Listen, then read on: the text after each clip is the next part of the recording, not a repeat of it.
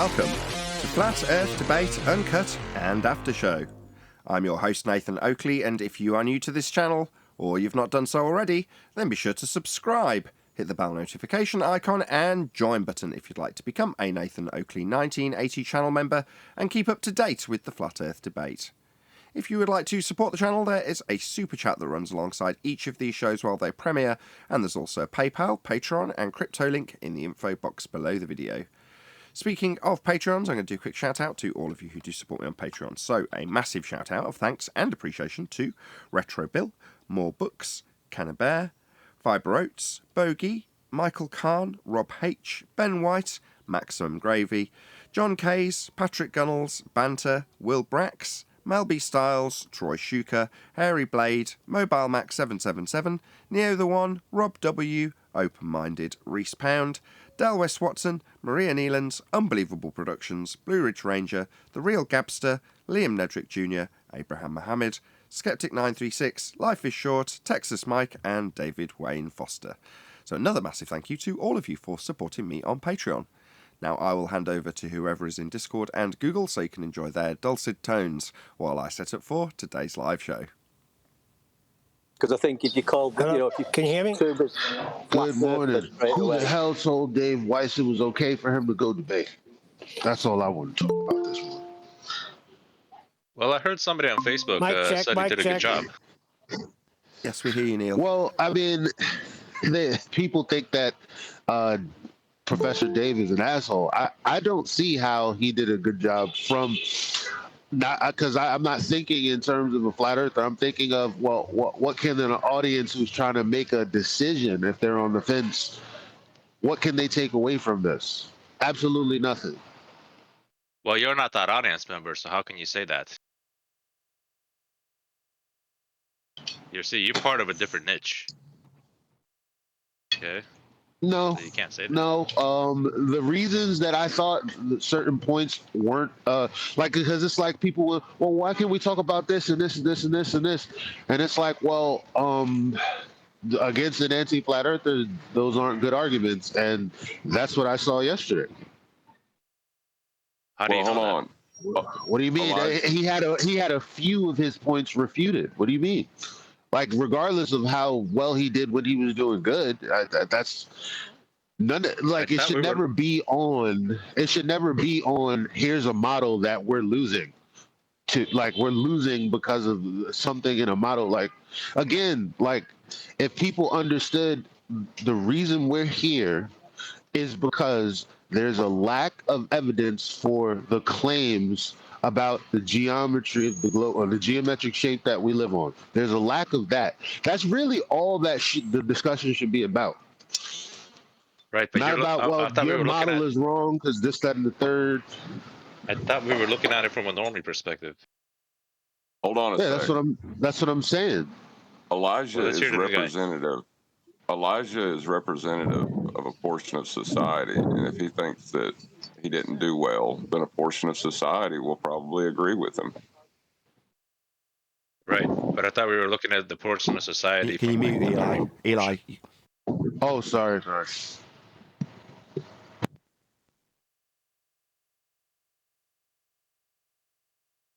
Well, you can't look at it that way because not everyone's going to agree whether he did well or not. That's... Yeah, I was kind of thinking along those lines too. Come on, yeah. You know if somebody did good or not. One guy thought he did well, and another guy thought he didn't do well. So it's like a matter of like perspective on where they're at in terms of this discussion. Eli. Well, anyway, I sorry. I opened up. It's all right. You're opening your mic early, and we're just getting a load of wind noise.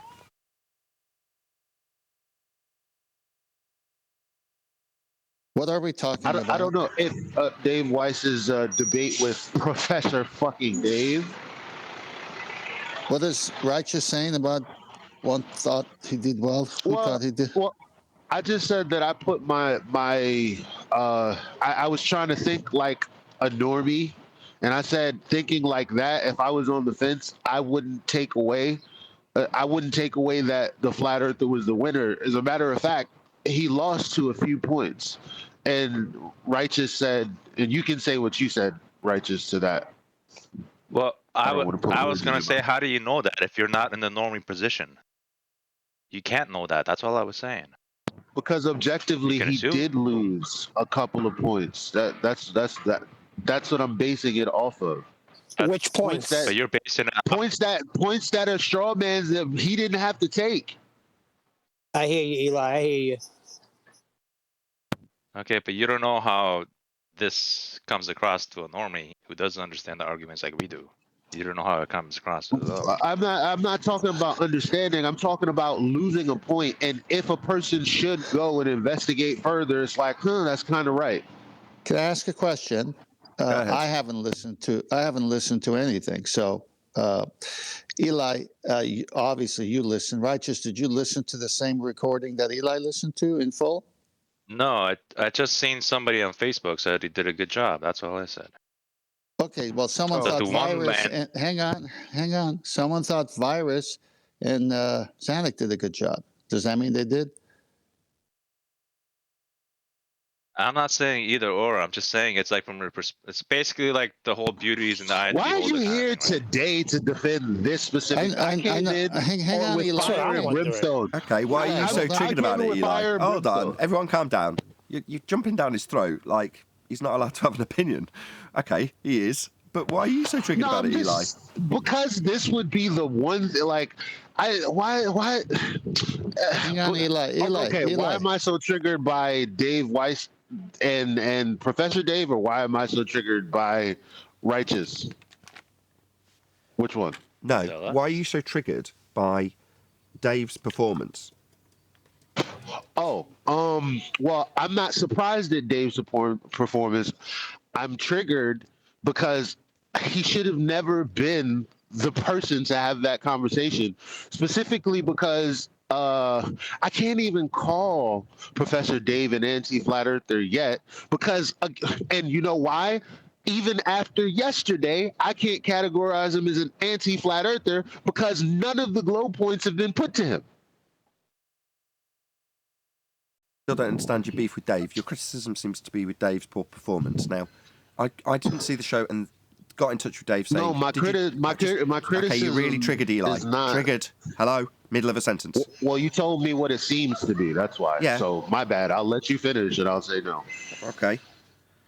So, I contacted Dave prior to watching it because loads of people got in touch with me, and I'm not even kidding. Plenty of people got in touch and said, Dave's done terribly. And the sentiment was the same as yours, which was to say, he hasn't done well. Why is he having these discussions? Why isn't he pointing out this, that, and the other? So I got in touch and said, have you done badly? And I didn't get a response, but I thought, well, it's easy enough. He sent me the link. I'll just watch it. So I did. And I don't think he did particularly badly. Do I think he's at the tip of the spear the same as us? No, I don't.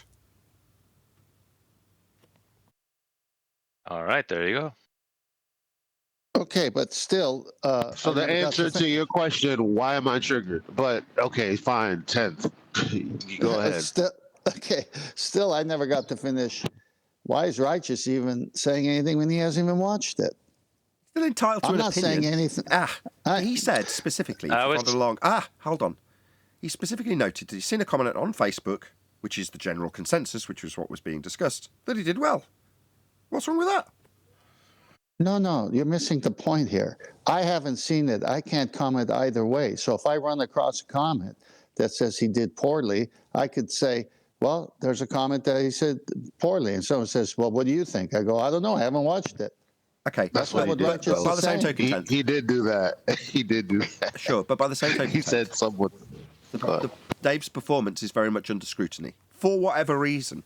Now, I've watched dozens of Dave's discussions on various different platforms, and I applaud him because he's out there doing it.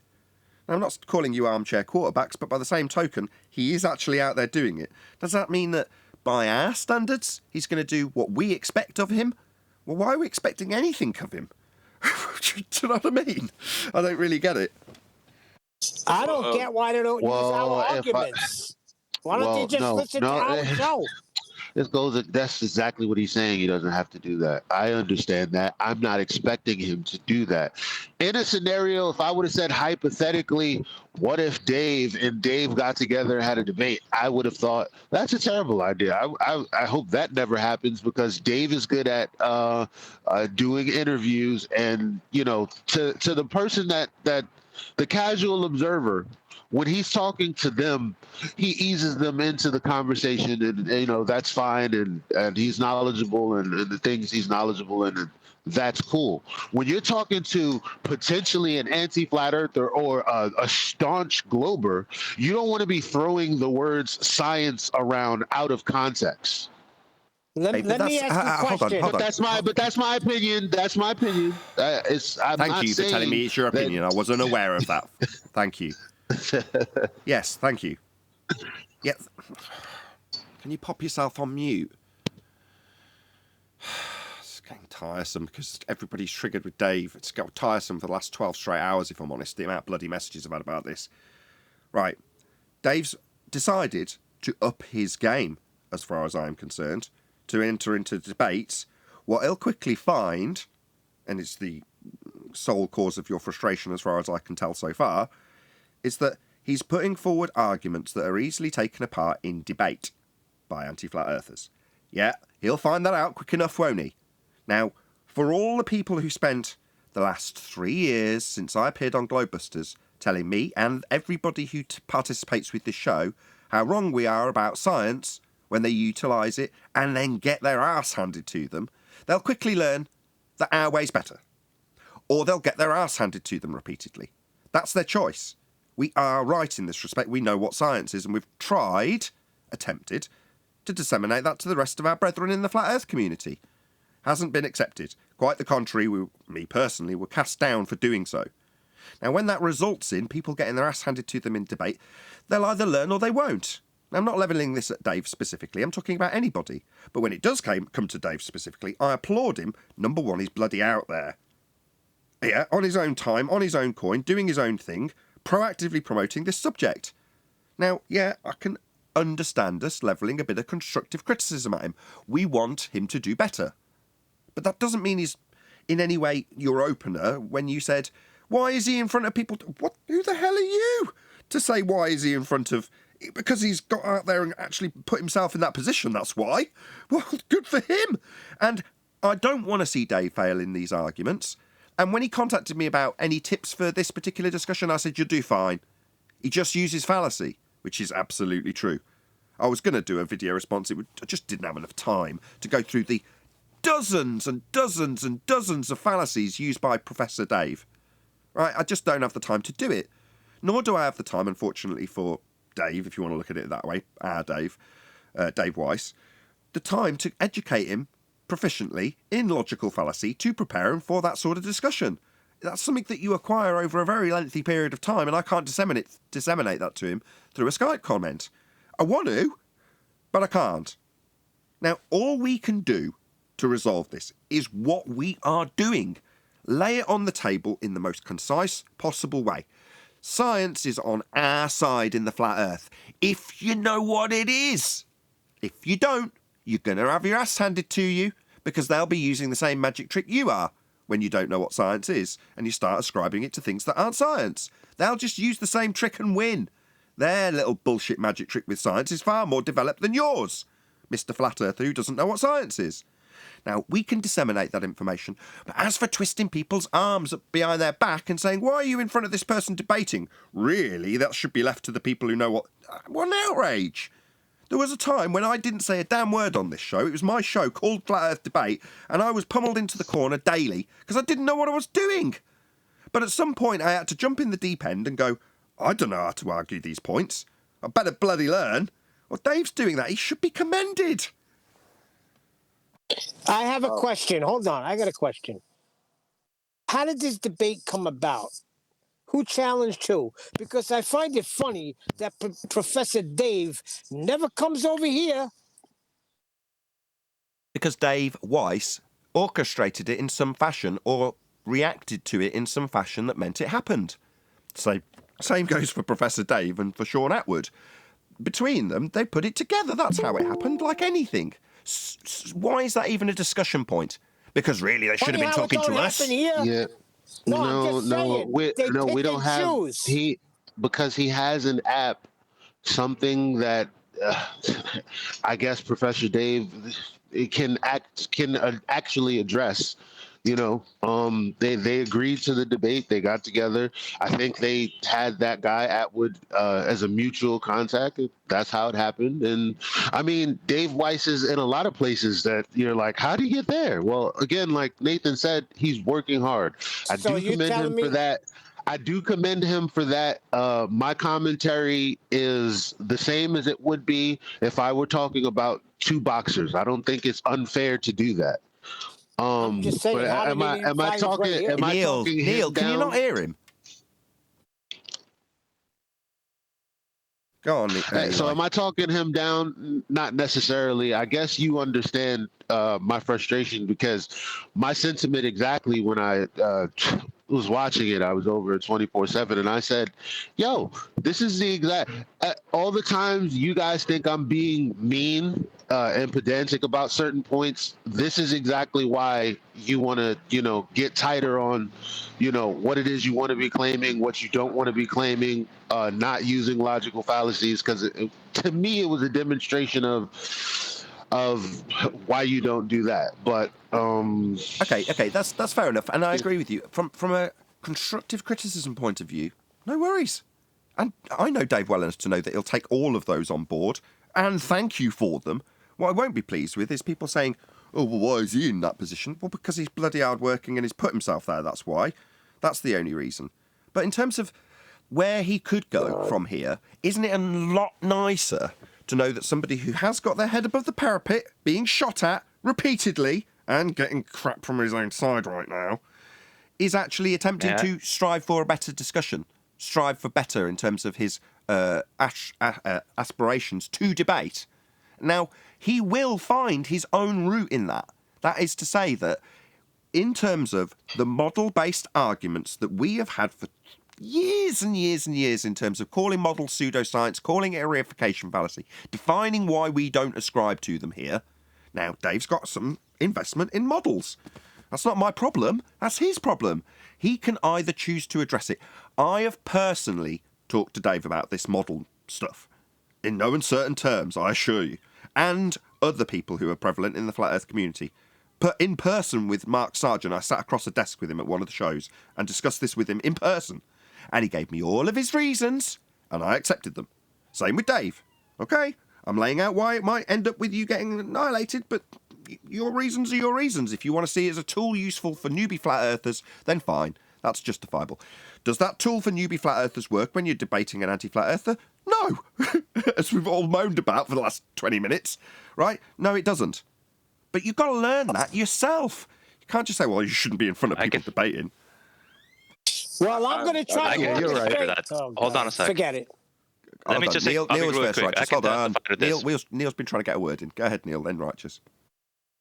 I'm going to try and orchestrate a debate with Professor Dave to come on this show, because I'm sure he knows we're down the block.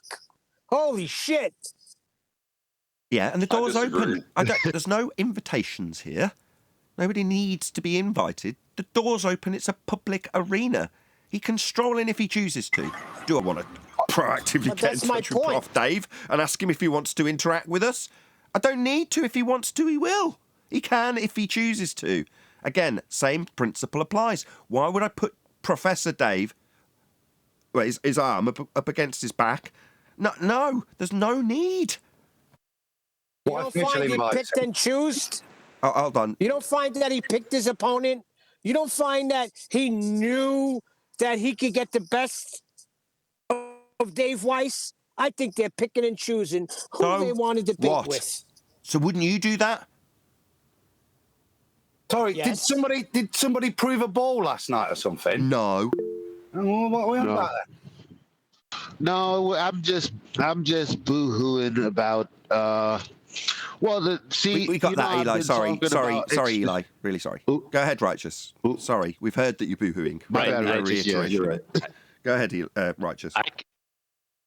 I can agree with what you said and even testify to what you said, because how do I put it? He's just getting in this ring, and he's just learning the steps. We should be encouraging him, not discouraging him. Absolutely. Even me, when I got, and I was following you guys for a while, it's not the same listening and actually participating.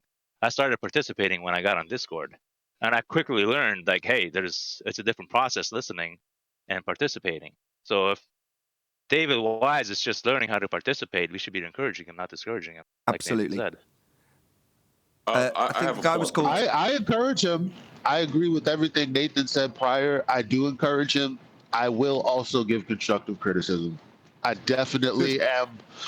I promote all his stuff and I listen to it weekly. So this is not me going, oh, Dave, why he's a anything anyone else is saying. I'm not saying any of that. The only reason that I'm annoyed is because, well, I'm the one that's been crying about we need a higher card bout. I want to see heavyweights go at it. And I know Dave is good for what he's good for against someone who is, well, at least as far as we know, a staunch glober. I just didn't, I wanted to see a different fight, but you know what? I should be encouraging my brother. You're right. Right, Dave's very tenacious. I assure you, I give you my personal guarantee, Dave will be at the tip of the spear within no time at all. I absolutely guarantee it. There's no doubt in my mind. He's easily capable. Well, I just have a point to make on that. The model statement that you shouldn't use models, because Kent Hovind I heard him say that when he was arguing this, he wouldn't do it unless a flat earther chose a model so that he could hold his model up against it. So I did that. I have chosen a model. I told Kent Hovind that I'd like to debate him. I have a model in mind that I will defend vehemently. Oh, yeah, this sounds good. Wow, I listened to a show by Kent Hovind the other day, and I was being a troll in chat, saying, "Wake up, Earth is flat. When are you going to address this nonsense?" Well, okay, so just out of interest, I mean, what model had you got planned to defend, John? I'm going to defend the celestial sphere flat Earth model. Perfect. So the same model that they utilised to turn into an actual sphere, then. So you both got the same origins. That sounds like an interesting discussion, and it adheres to his model affliction for his false dichotomy fallacy that he must have to debate us. So, Kent, apparently, from what I understand, admittedly second-hand, you must argue within a false dichotomy fallacy. Has nobody explained what a false dichotomy is to Kent Hovind? Oh, let me be the first to tell you. Well, you put two options against each other, and there might be more options. Neither option might be true, but you must argue within those two options of models. We don't live on a model, Kent. That's a reification fallacy. Neither are where we stand. Neither are the ground beneath our feet. Ergo, your false dichotomy fallacy would mean that you only debate flat Earth within a fallacy. That's pretty pathetic, Kent. Also, all the models that he is attempting to utilize are flat Earth models. He'll find that out soon enough when he takes you up on your challenge, given that you have reached his stipulations of arguing within a false dichotomy with a model. He just doesn't know yet that the model you'll be using will be the same as his and flat. Hopefully he won't listen to any of this, and he'll just come in cold. Oh, I can't wait. Well, see, that's the thing. His model is also flat. He just doesn't realize it yet. That's what I'm saying. I hope he don't listen to any of the shows. Just one more note on DITRH, which is to say that prior to a guy called Rebel, do you all remember Rebel? Yeah, we all remember him really, really distinctly. Oh, well, that's good to know, because obviously that would be helpful for my little story. No, I don't. Hence the quietness, not a nod. Rebel. He was one of the participants on the show. Anyway, he used to come on and sit in the panel and, occasionally he'd say something. And he'd critique me in the comments for being too harsh. You'd be far more effective if you didn't lose your rag with these people. I mean, don't you realise that blah, blah, blah, blah, blah, and all the constructive criticism that we've heard today. And then, about 6 months later, he came back to me and said, yeah, I've just spent a reasonable portion of my life debating people, and I just want to give out my heartfelt apologies because now I've actually got involved with it and lost my rag repeatedly, I understand where you're coming from. Now I know who you're talking about. Rebel, his name was. But the point is that for anybody who is an armchair quarterback and then suddenly gets into the discussion, they realise where all the pitfalls are real fast, because he'll be dwelling on it. DITRH immediately released a trimmed up video of it with all the ad homs. Great, but that means it's weighing heavy on his mind. He immediately wants to trim it up and, put his position forward in the strongest way possible, as you would as a videographer. Good for you, Dave. But by the same token, it's weighing heavy because you know where your failures lie. And as much as I hate to say it, in all the other discussions I've seen DITRH have, it's been the same failures. They've just never been put up against an anti-flat earther to have them ripped apart in the same way they were by Professor Dave. Along with all the ad homs and distractions and over-talking and, my God, Professor Dave, learn how to use a mic. Do you think you need to have your lips touching the damn thing so it clips so horrendously? Oh, my God. Learn how to use a mic, you daft idiot. Well, that's another thing. I was actually upset. Another point of frustration was because I was upset for Dave. Because I'm like, he's being a real a-hole, and Dave was trying to get it to a reasonable, discussion, but he just wouldn't be reasonable. He was very rude. Yeah, and by comparison to what we get here, would you say I'm going to put a comparative percentage on how Professor Dave behaved compared to what we have to deal with here? And I'm going to say that Dave Weiss experienced approximately 10% on the scale. Would you agree?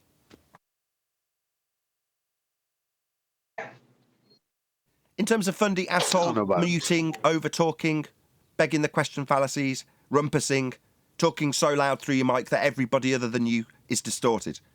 All of the crap tricks he used at some stage, but not all at once for the entirety of his discussions.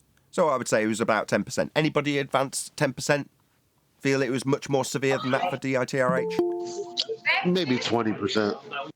Okay, I could easily go with that, 20%. Yeah, in other words, we have 5 times as much hell when we have our dealings with these sorts of people. So I'm not saying he got off lightly. He got a taste of it. I still applaud him.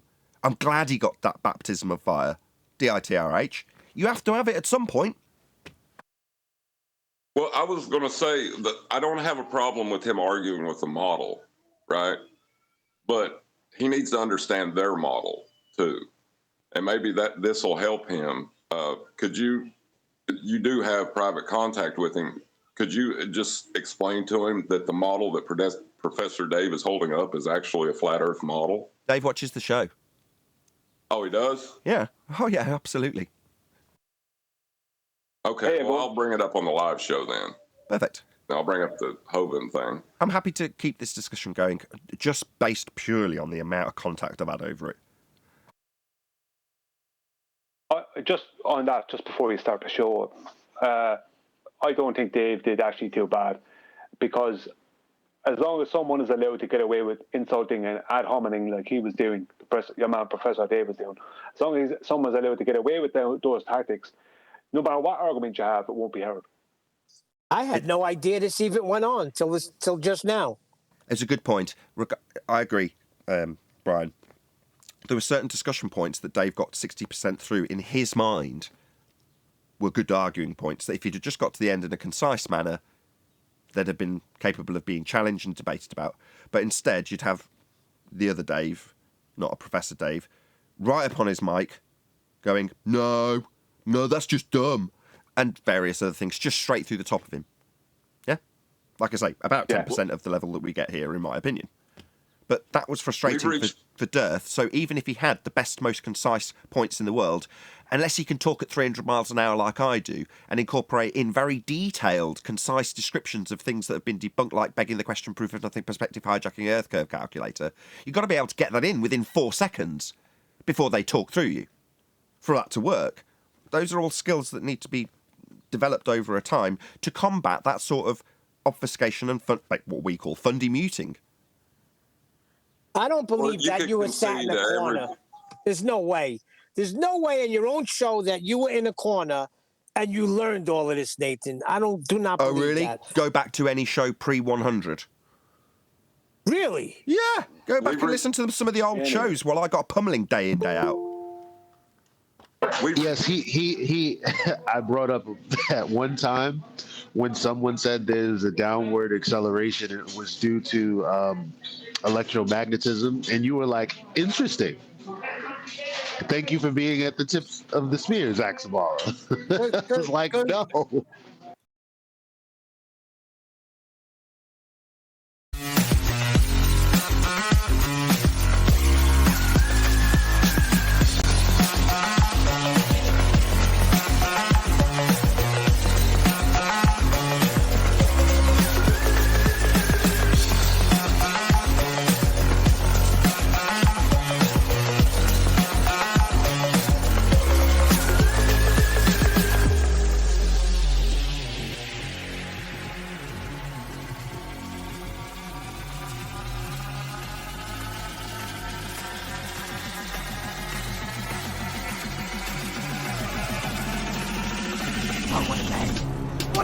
Welcome to Flat Earth Debate, live, Dearth versus Professor Dave Special Edition.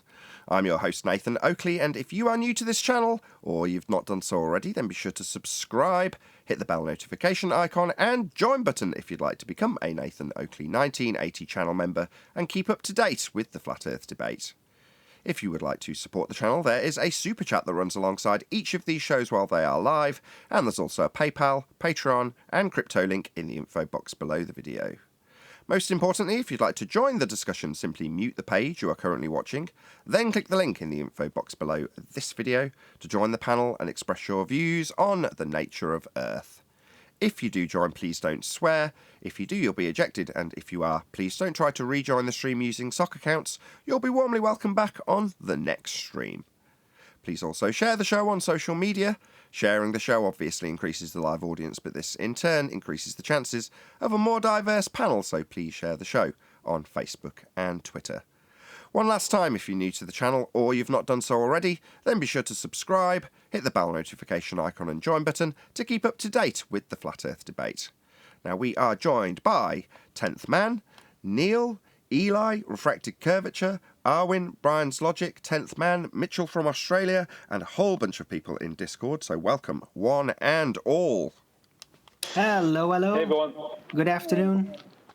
G'day. Just for G'day. the record, I had nothing bad to say about the boss. Eli, you're getting docked in pay. I can tell you that right now. Yeah, no blasphemy. Obviously, there's people that have just tuned in live, so I might as well preface what's going on. So in the pre-show and all night, I had messages constantly about Dave Weiss and his discussion with Professor Dave.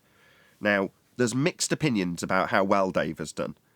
All I am interested in is the commendation that Dave receives as a result of him actually going out there and doing this off his own back, in his own time, at his own detriment in this instance, if that is the case. But that is what we're going to be discussing for the most part. So we are going to forego housekeeping, unless this conversation dies on its arse within a few minutes. But yeah, so we're going to carry on as we were in the pre-show for all of you, just getting you up to date in terms of how this discussion will carry on as it did in the pre-show. Subscribe to my second channel or become a Nathan Oakley 1980 channel member. If you do want to hear that in its entirety, it gets published after the live show and after show gets finished recording on this channel and comes out in a few days' time on my second channel. Subscribe today. So, where do we begin in terms of this discussion? Who wants to kick off? I couldn't even watch more than I had 5 Brian seconds. first. Yeah. Sorry, Arwin. Go ahead, Brian. Thank you, Arwin. Thank you, Nathan. Yeah, very simply, Brian went and watched it. I watched it this morning. It was hard to watch because it was obvious that there was no moderation going on, which is the very reason why Professor Dave would never debate anyone who's been used to debating, because if you're in a situation where there is someone who's, regardless of what side they're on, if he's in a debate where there has to be moderation, and there is an experienced moderator, then he'll have to be quiet. He'll be told to shut up. He's not allowed at home, not allowed over talk, and his levels of his mic will be kept in check. Whereas what was happening with David Weiss was Dave, the other Dave, not the Professor Dave, his mic, right? He had a good mic, and his gains way up. So every time he's talked, he was over-talking David Weiss. So as David Weiss was speaking, regardless of whether you agree or disagree with how David argued it, as David Weiss was speaking, nobody got to hear what he was saying because the other Dave was going, yeah, well, that's what stupid people would say, all this nonsense over the top of them. So it wouldn't matter how good your arguments were, under those circumstances, people aren't going to get to hear it. So the best thing you can probably do is, under those circumstances, for David Weiss would be just get smart back with him or whatever, just ruin him as he's talking, just overtalk him, because that's really all you can do, because that's the tactics he's using. So in the end of the day, no one got to really hear what David Weiss had to say because the other idiot wouldn't shut up, and that was his tactics. Now, as Adam said a few minutes ago, there was no globe proven last night, and there's never going to be. What I did notice is I looked at the comments, and there was a lot of people, and they weren't even flat earthers, and they were saying that was atrocious from this guy, Professor Dave, who's not a professor. He was getting basically a lot of stick in comments for his bad behaviour. So fair enough. We'll get to Arwen in a second. Shout out to Michael Khan, who says, support Nathan. God bless all. Thank you very much indeed for the super chat, Michael Khan. Also, Godzilla says, you can't tell me what to do. I won't support Nathan. Oh, wait. I did that with a super chat. Thank you very much indeed for the super chats, lads. Thank you, Godzilla37. Go ahead, Arwen. Well, my testimony is very short. I clicked the video, then I saw the face of the guy that was running the show for 5 seconds, then I almost threw up, and I thought, I'm not going to watch this. Hey, I like Sean Atwood. I'm a big fan of Sean's. I really like his stuff. I've watched all of his videos. I'd like to... Go on, Brian again. Go ahead, John. I would like to say that we are the tip of the spear, because as far as this discussion goes, the debate is over. We could concede to all their nonsense, and it would still require a flat Earth. That's how far we've progressed. Yeah, thanks to people like Brian. I don't see any... Go on, sorry. I don't see any point... I was going to say, I don't see any point in getting upset with Dave for his first toe being put in the water and it being, attacked the way it is. It ain't going to take him long. So I was making the point just as you were starting the show, Nathan. I've not seen it, so I can't say, but I've watched many of Dave's, and he represents us exceptionally well on much bigger platforms with in, I think, much more genuine circumstances. So what I'm hearing there is, if there's going to be any criticism, it's not, first of all, cheers, Dave, for standing up and having the nuts to do it. Yeah. So, but if there's going to be any criticism, it's not his defense of flat Earth. It's his technique, not having decent moderated debates, but his technique of how to deal with specific anti-flat earthers. And I think from what Brian's just said and what you alluded to, I think you said 10%, about 20%, but it's first toe in the water of actually dealing with dishonest debaters. And they criticize you for poor manners, which is getting loud, but actually from what I'm hearing, that's exactly what went on there. He wasn't given an opportunity to talk. He's talked over constantly. And for me, I'd just say, welcome to Flat Earth debate. Absolutely. That was my sentiment at the end of it. Absolutely identical. Yeah, welcome to Flat Earth debate. And I had a little smile to myself. I was like, good. It's good to see Dave moving on. He's going to be good at this. Brilliant. But then I got so many messages. I'm like, what the hell? Well, it was actually prior to that. I'm getting the timeline a little bit out of order. But starts off with a load of messages. And prior to seeing the video, I got in touch with Dave. I'm like, have you not done well? Because I didn't know. I was like, what? And they didn't reply. So I thought, I'll just watch it. So I did. And I thought, this is all right. What's the big deal? I don't get it. Yeah, he could have done better. But he's entering into a style of discussion that he's not necessarily that familiar with. And a lot of the things that he'll have heard us saying and potentially disagreed with internally, let's just say models as a specific thing, right? We bark on all day about, I'm not going to get held to task by some model you've ascribed to me. Well, in terms of, let's take it away from death, let's use Mark Sargent. When I discussed it with Mark Sargent, he gave me all of his reasons for why he would prefer to keep hold of that model and utilise it as a tool for educational purposes for newbies into the subject. Well, that's a perfectly justifiable reason until someone slams you against the wall with it and puts you up against a false dichotomy. Now, you'll learn that with time, that you'd rather not be in a position defending something that you haven't validated and is a reification fallacy in the first place. But as I said in the pre-show, it's nice to know that Dave's got somewhere to go. It's not that he's just gone on a show and then, to the perception of some, done badly.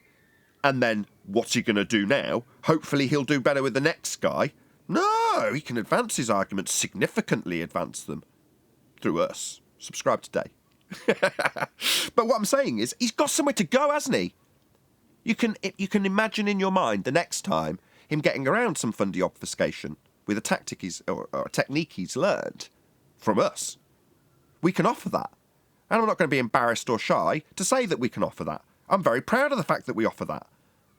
And now we've got a reason to say, it's there for the taking, just got to pay attention. Listen to us talk about fallacies. Maybe go back and listen to a few of the fallacy shows. Maybe listen and pay attention when we're talking about models. Again, I'm not talking specifically to DITRH. I'm talking in a general context for all audience members. And there'll be a certain percentage of them who watch Dave, had maybe higher expectations, like with Toon and Craig, and then suddenly reassess their values in this arena as a result of it. Also very positive. So as a direct result of Dave, if you perceive him to have done well, which I don't, frankly, I think he did all right.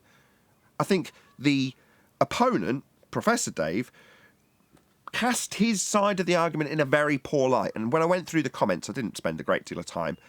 That was the sentiment of the commenters as well.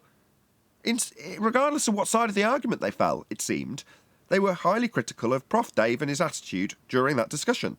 So it didn't serve him it didn't do him any favours. But it's enough for me to know that there is progression to be had for DITRH in terms of him doing that. I hope Dave becomes better than all of us at this.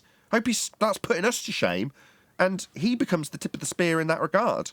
That'd be wonderful. It'd be nice to know there's somewhere to go further that someone else has to offer. That's to some that you might think, oh, you arrogant prick. You think you're at the absolute cutting edge of this argument. Yes, I absolutely know it.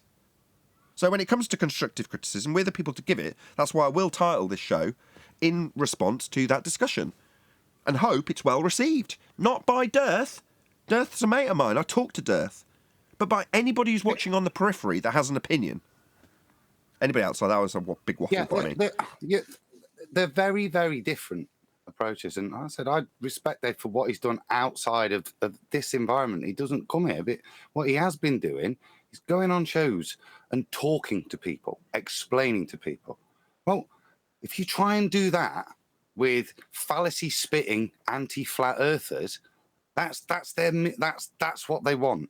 Genuine people that want to share knowledge. That's not how you debate an anti-flat earther. You got to tie them to their argument. Yeah, and that to me is all that happened last night. Ouch! And like I said, welcome to flat Earth debate. But as you say, Dave's a highly intelligent man that's been at the front of this. You know, promoting this topic. It's not going to take him long to learn technique of how to deal with very rude fallacy-spitting anti-flat earthers. You can kind of tell that he's been listening to the show because of the Spectroscopy argument he gave in the beginning. Just reiterate it for the audience. There's plenty of people who haven't watched Elbow. Or, how do I say your name? Elbow. It's El Boricua? It's just Elbow. El Boricua? Beautiful. Just lay it out because there's going to be people who haven't watched. So the argument in the beginning, where the question was about gravity, and then he brought up the stars, and he said, "Well, can you tell what they are?" And Professor Dave said, "Well, spectroscopy, yada yada yada." And then Dave Weiss answered back, "Well, spectroscopy measures the gas, and what are you measuring? What are you seeing? What are you measuring? The thing between us, here and there, or the actual star?" And then, Dave Weiss, when in his tirade. Okay. What it was is that where Dave was going wrong is when you listen to David Weiss when he's explaining things to people, he'll go through 4 or 5 points really fast, and he's talking fast. But he was switching between that and trying to deal with the arguments that Professor, I'm just going to say Professor Dave, I know he's not a professor, I'm just going to say it because he calls himself that Professor Dave was putting forward. And he was trying to argue against the spectroscopy. Now, Professor Dave was not allowing him to do it. But where David Weiss was going wrong is he didn't have the right terminology. So because his terminology was slightly out, Professor Dave was jumping on him for that.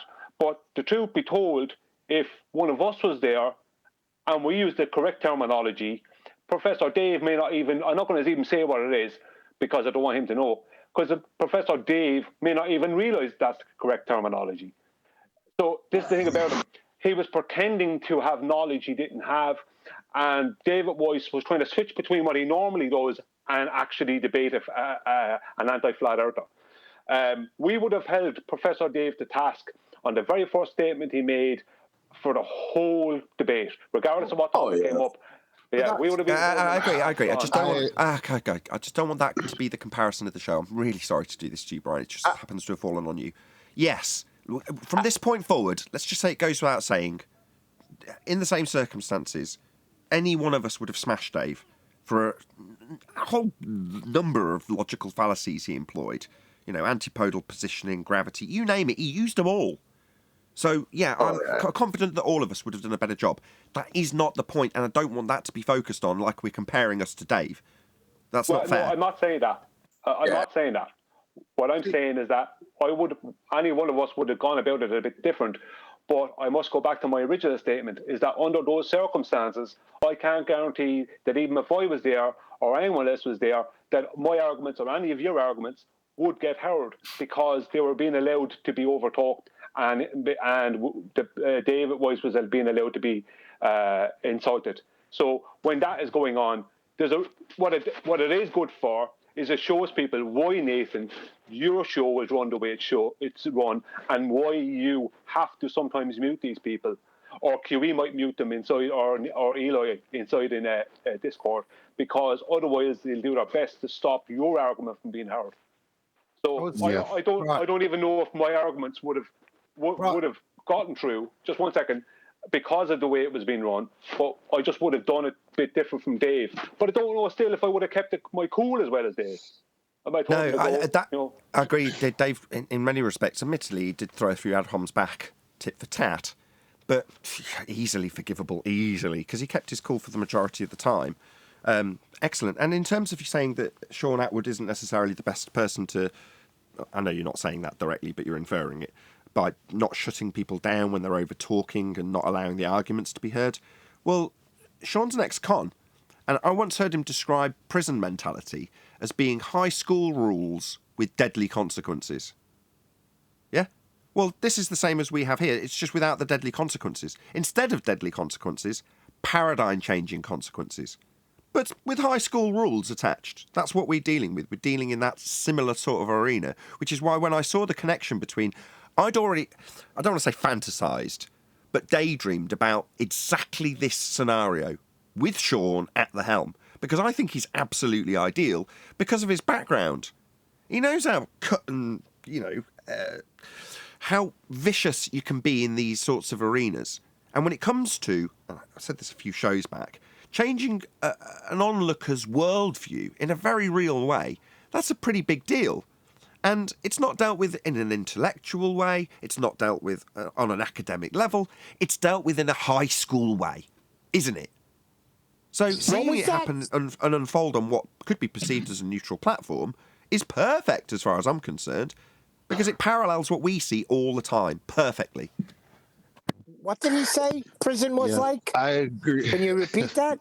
High school rules, or high school mentality, the behaviour of the inmates, with deadly consequences.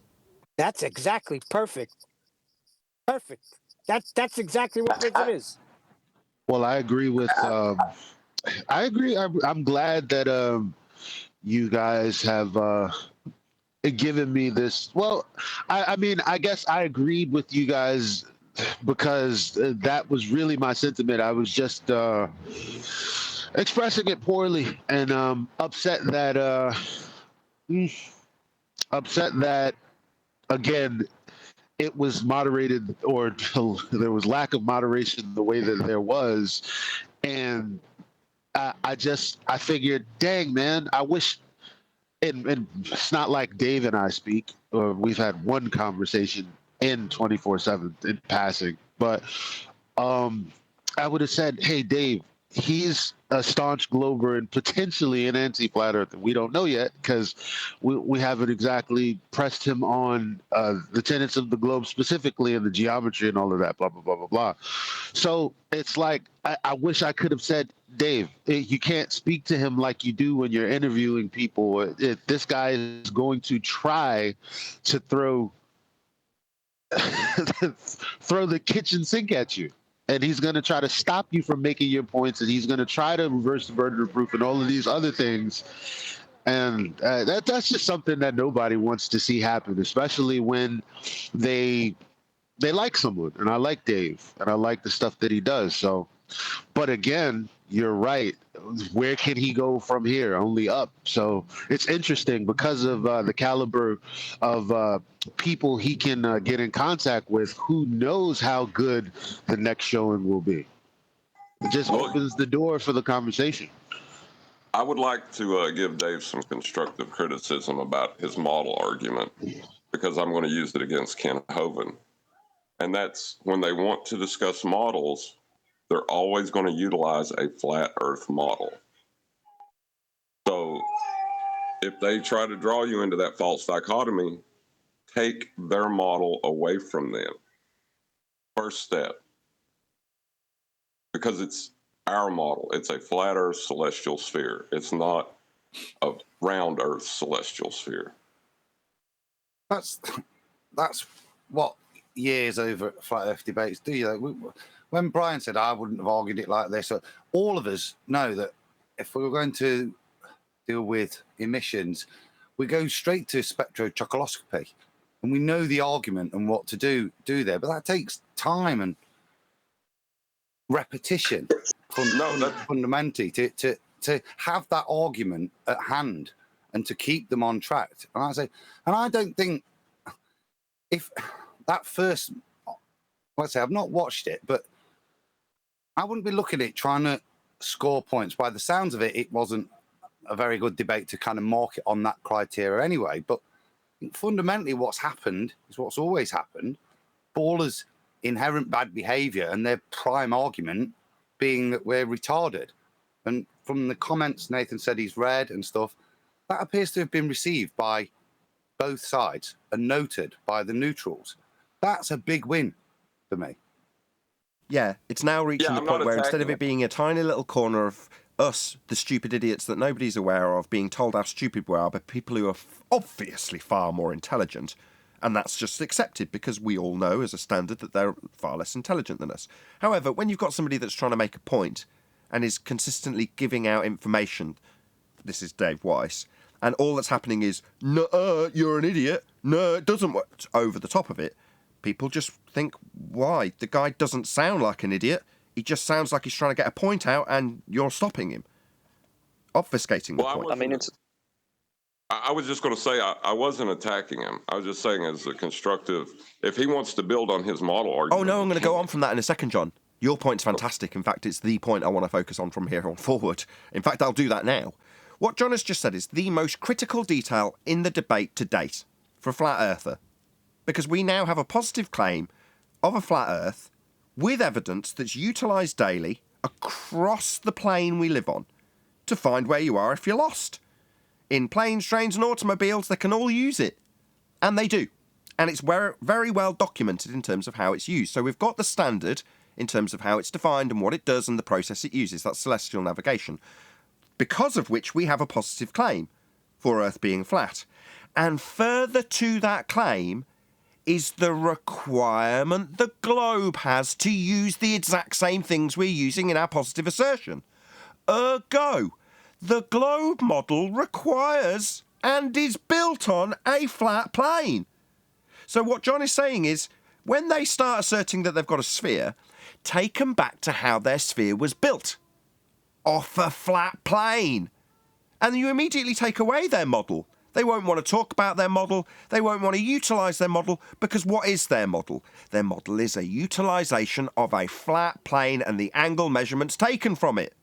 This is the most important debating point to date. Because it's not debated. It's accepted. And that's why it's so devastating.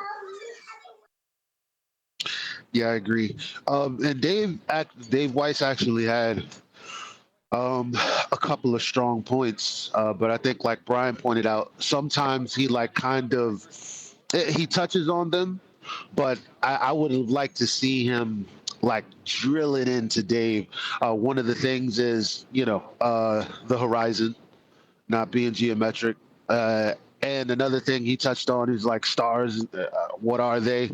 And balls of gas. And then immediately Professor Dave strawmanned him by saying that he thinks it's like tiny little balls of fire, whatever. But when he was explaining what a star is, it's like, well, again, all Dave would have had to say was, oh, yeah, and how did it get to that point, seeing as that gases aren't attracted to each other? How does it ever get to a point where there's all of these nuclear reactions going on if the gas isn't attracted to each other and it will expand to fill the available volume? Seeing as that the space that everything expanded into was essentially empty. Yeah, Dave knows the arguments. Like I say, it's not like he's far off the tip of the spear. Quite the contrary. There's just a little bit of spit and polish that needs adding to some of his arguments. An example would be when he said we see too far. Now, if you're a fan of this show, you'll know that we, or I personally, detest that argument. Right? We don't see too far, we just see. The only reason it's asserted as being too far is when you take the assumption of a sphere Earth getting in the way with a physical horizon being a limitation to your view, as per the curve maths. But that would lead you as a flat earther to say, we see too far? No, we don't see too far, we just see. The too far bit allows them to say, well, too far compared to the Earth curve that should get in the way. Here's why it hasn't. So we're all on the same tip, right? We're all arguing about why Earth curve should or shouldn't get in the way, how far is too far compared to Earth curve. Well, that's the trap. We point that out. That's something that, with a little bit of spit and polish, instead of we see too far, we see this item that's not physical horizon. It's debunked. Horizon's not Earth curve. Make it as a statement rather than seeing too far compared to a calculation of Earth curve and how much it says we see. Therefore too far? No, that's not correct. But it's not far off the tip of the spear, is it? Let's be honest. Every time you say you see too far, you're right on the sphere with them. I don't like it at all. Yeah, but that just means it allows them to put it into the calculator. When you say, well, we see too far, well, let's look at it in the calculator. Yeah, right. Let's see if you're right. Let's see if it is too far compared to the begging the question, proof of nothing, perspective hijacking Earth curve calculator. And if it is, well, then we can all massage it with a bit of refraction based on an R value that we can no longer see or measure if we're moving the horizon or the target, because nothing's where it's supposed to be. But we're all under the assumption that we're going to decide what's too far based on there being an Earth curve obstruction at the horizon. Well, we've debunked that. Therefore, not too far, just we see if we're on a flat Earth. There's a clock. There's a town. I see it because it's there. No explanation is actually required when you just look at something and see it. But if you see it and it's not supposed to be there because it's too far, suddenly there's an explanation needed by a globe Earth. We don't need to pander to them and say that we're seeing too far when we just see things. It's like saying, everybody back on the ball. Well, one of the things that I would have attempted, well, anything I say here and I have said, remember my original statement was that under those conditions, I don't know if anything I would have to say would get heard, right, under the conditions that David Weiss was dealing with. But there was a few things that I would have done a lot of things a bit different from Dave, but a lot of answers that Dave gave that I would have given, I just would have given them with a little bit more meat on the bones. But there was certain knowledge that I suppose I have, and not every other flat earther has sometimes, is to do with the globe arguments. Because I heard several globe arguments from one or two main ones from Professor Dave that he had wrong. He had his own arguments wrong. Yep. Go on, give us an example. I would have been correcting him on that. Yeah, feel free, give us an example. Well, First of all, he started off with, I'll give you one of the best examples, was his claim that 3 people, right, one in Southern Australia, one in South Africa, and one in South America, can at any time look into the sky at the and see the Southern Cross, right? All three people at one time can see the Southern Cross in the sky, right, from these 3 different locations. What he doesn't realise is that claim is not the Southern Cross, right? That is Sigma Octantis, not the Southern Cross, right? Number 1. Number 2, what he doesn't realise is that's only at a very specific time of the year that is claimed to happen. And number 3, it's a globe claim based on globe calculations, right? It has nothing to do with reality. And David Weiss actually gave him the correct answer by when he tried to say declination, but Professor Dave shut it down and attacked him on declinations to make it sound like it's stupid. Now, I would have attacked Professor Dave on his whole, before I ever got to declination, I would have attacked him on his whole lead up to that, because there are other things he said, and the fact that he had his claim completely wrong. He also said that because you can't see the Southern Cross north of the equator, which is total rubbish. You can see it in Texas, Florida, North Africa, Philippines, right? He obviously doesn't know what he's talking about. Okay, let's just cover that. Claims. Okay, so the start of that claim by Professor Dave is the same as the claim that came from the Bitcoin claimant that was here last, which is to say that if I assume when travelling south that I will arrive at my destination antipode from where I began, then I will observe the stars as thus. I observe the stars as thus when I am antipode from where I started in the south, therefore I'm antipodal when I'm in the south. It's a begging the question fallacy on steroids, otherwise known as an affirming the consequent formal logical fallacy. If Earth a sphere, whoa. What do you mean, if Earth's a sphere? Don't start with the premise that you're trying to prove, point at something in the sky, and then say as a result of what I point at in the sky, I am correct in my assumption that I'm antipode from where I started. Now, a lot of people out in the audience have told me, when I disseminate this in the past, or frequently go through this actually, they don't get it. And it takes a few times for them to appreciate what is being laid out when I say it's an assumption that as you walk, let's just take it away from the scale that they use in the globe. Let's just take it to a scale of a mile. Yeah? I'm going to start at point A, 0, and there's going to be point B a mile away in a straight line. And I say, from point A, I look up at the stars and see this star at this time, and then go a mile away to the southern hemisphere, a mile away. And obviously, when I get there, a mile away from my former position, I'm upside down from where I started. Obviously. Why? Well, because I'm telling you that if I'm on a sphere, I will be antipode a mile away. Why? Well, because I've assumed it. It's part of my premise. I know I'm trying to prove that we're on a sphere, but if I just assume it in the first part of my premise, I don't have to prove it, because we're already assuming it, aren't we? If Earth's a sphere is a begging the question fallacy when a statement starts with it. So if we're all under the understanding that we are definitely on a sphere, we can move forward with your proof, so long as we all assume that we're on a sphere in the first instance. No. I will not assume that when I travel to the south, having sat on a plane for a few hours and watched nothing happen that indicates that I'm upside down from where I started when I arrive, why would I have to assume that that is the case? I don't. But it's part of their fallacy, in this case, Professor Dave's fallacy, of antipodal positioning, in and affirming the consequent formal logical fallacy. Now, you've got to know what those fallacies are, and how they work, and what the fallacy is in terms of its construction, or its form, to be able to point that out to an audience. Took me about 2.5 minutes to just do that now. Admittedly, I'm trying to educate an audience in so doing. I'm not just trying to address a Professor Dave nonsense assertion with antipodal positioning and a begging the question fallacy on steroids, otherwise known as affirming the consequent fallacy.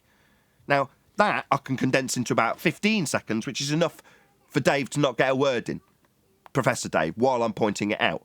And then he just has to deal with it. But that takes a long time to get to that stage. Well, there's another route you could go to, because the antipodal positioning is built on a celestial sphere flat plane model. So you can't be antipodal on a flat plane. Perfect timing.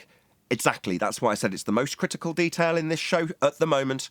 No, I'm not going to say at the moment. To date, this is the most important and critical detail. If you're going to start with a begging the question fallacy of if the Earth's a sphere, then I will observe stars doing something in the antipodal positioning. I'm now assuming I do observe them doing that thing that I said they'd do, and therefore the antipodal positioning I assumed in the first instance is correct. When they do that, their assumption of antipodal positioning is built off a flat plane. So a violation of the angles that they've taken to measure and infer that they're on a sphere are violated the moment they assume antipodal positioning. So their assumption is defied by the measurements that got them to the assumption, in spite of the fact that the assumption itself is a begging the question fallacy, utilised in affirming the consequent fallacy. Right, so it could be summed up as antipodal positioning is contradictory to the measurements we take. The other thing I'll say is notice the level that we're discussing. There's a good chunk of the audience that are going to have lost this thread a long time ago. They won't keep up. No disrespect to you in the audience if you're scratching your head going, what the hell are they talking about? Yeah, that's because we're discussing Dave Weiss, who, no, he's not at the absolute tip of the spear, but he's pretty close. So when we critique him, or as we've put it, constructive criticism is given, we're sharpening an already very sharp tool, and if you're not close to that sharpness, you're not going to keep up. Dave will. He'll listen to this and keep up. I hope so, because if he combines the celestial sphere flat plane model into his model argument, I think it would be devastating. Yeah, you're giving them a route to retain their models that they use as tools. This is the Mark Sargents and the Dave Weisses and whoever else is doing a similar thing. And just say, okay, well, when it gets stacked up and I want to retain my tool, I'll turn my tool into your globe model and point out how your globe model was derived from my tool. Excellent. Win-win.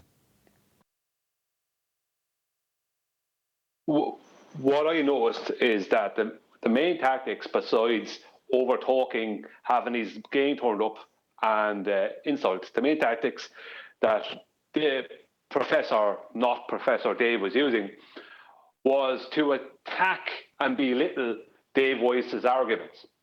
So Dave Weiss was attempting to get his arguments in there, and it was being preempted by Professor Dave, because Dave Weiss is not used to dealing with the type of tactics that Professor Dave has as much as we would have been.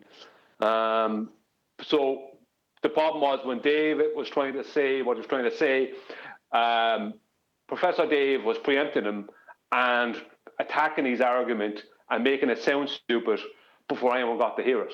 It's like attacking. It's like even when David Weiss asked him, he says, "Well, what David Weiss was trying to ask him when Professor Dave brought up spectroscopy was trying to ask him as well, what is define the difference between celestial and terrestrial spectroscopy?" But he didn't ask him that in that way. So Professor Dave attacked him on the way he asked him. It wasn't as concise as that. So that's what Professor Dave was up to. It was attacking any argument and preempting any response, from David Weiss. It's clever, but it's not smart. It's not wise, because people in the audience who were flat earthers, a lot of just normal people, going, "What the hell is this? Like, this is not a good representation." Can I ask a question? Did he hand wave the three body problem? I was just reading in chat. Somebody said that. He did, I think. Professor Dave. Yes. And also, somebody said yesterday that, and I think it was AI. He said something about the reason that they want to ridicule us is nothing more than to distract away from the fact that the globe is actually the mockery, like very easily. But him calling Dave dumb and this, that, and the third is just a distraction from the fact that actually his beliefs are dumb. Because there's no justification for them. The word you're looking for is projection. I was just going to say it. Yep. I'm not fast enough.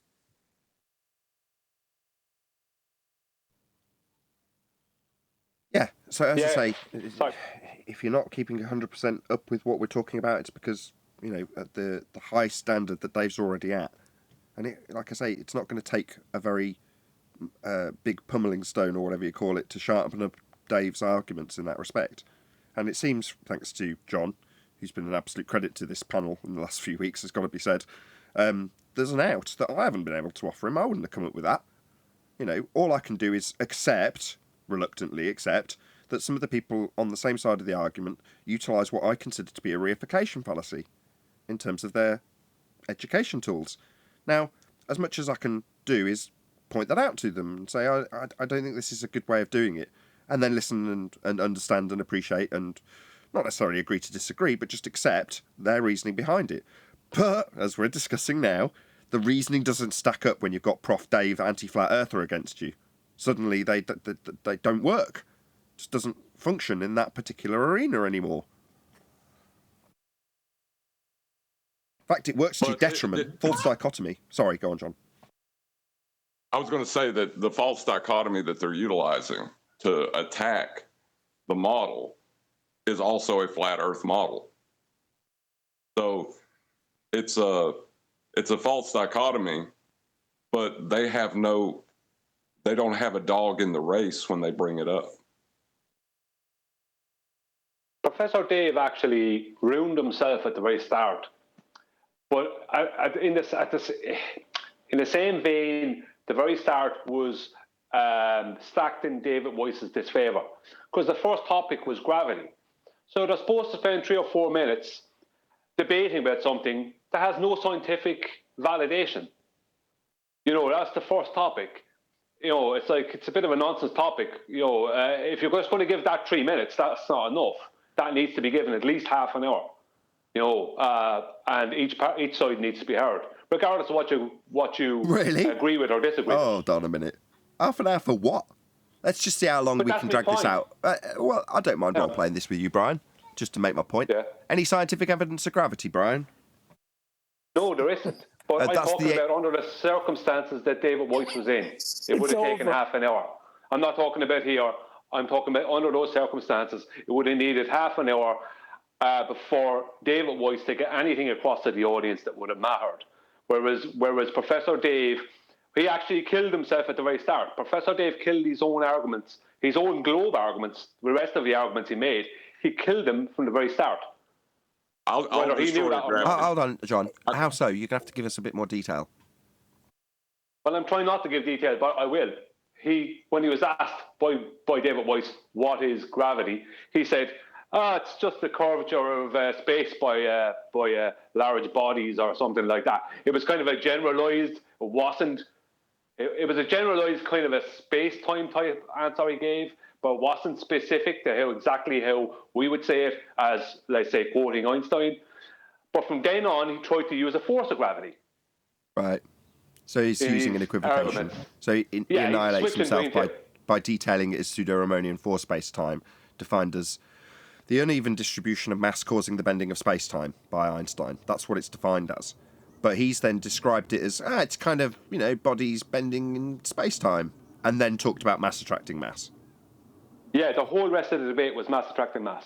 So why didn't Dave ask him if there's any scientific evidence of gravity? That would have been a great way to do it. Well, I think it was kind of... Go on, John. I was just going to say, when it come time to define it, you could have killed it. All you had to say was it's a fallacious description of a phenomenon that no one has ever observed. Precisely. Yeah, I mean... Sorry, Nick. No, I'm just agreeing with John. I mean, you're right, in terms of having to contextualise. The 107-year out-of-date mass-attracting mass falsely ascribed to Newton, actually CV boys, Reverend John Michel and Cavendish, cobbling together some balls in a shed and describing a phenomena that doesn't really exist in the form of mass-attracting mass, later superseded by Einstein, with the uneven distribution of mass causing the bending of space-time, which would be length, breadth, depth and time, a concept that isn't a force. Quote George Musa, gravity is not a force, or Brian Cox, there isn't really a force of gravity at all, end quote.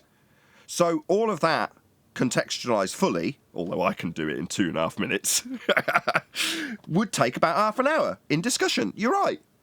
But, like John said last week, why give a slow and painful death to draw it out when there's no phenomena to observe, and you can point that out immediately? Yeah, but under those circumstances that David Weiss was in, it would have taken longer than 3 minutes for David Weiss to get any coherent argument out there against what was being put up to him. David Weiss, in fairness, he didn't latch on to the fact, maybe he wasn't aware of the little switcheroo that Professor Dave did with the claiming space-time, then going back to mass attracting mass, as that's something we would have held him on straight away. I'm just saying, under those circumstances, that topic would have needed more time.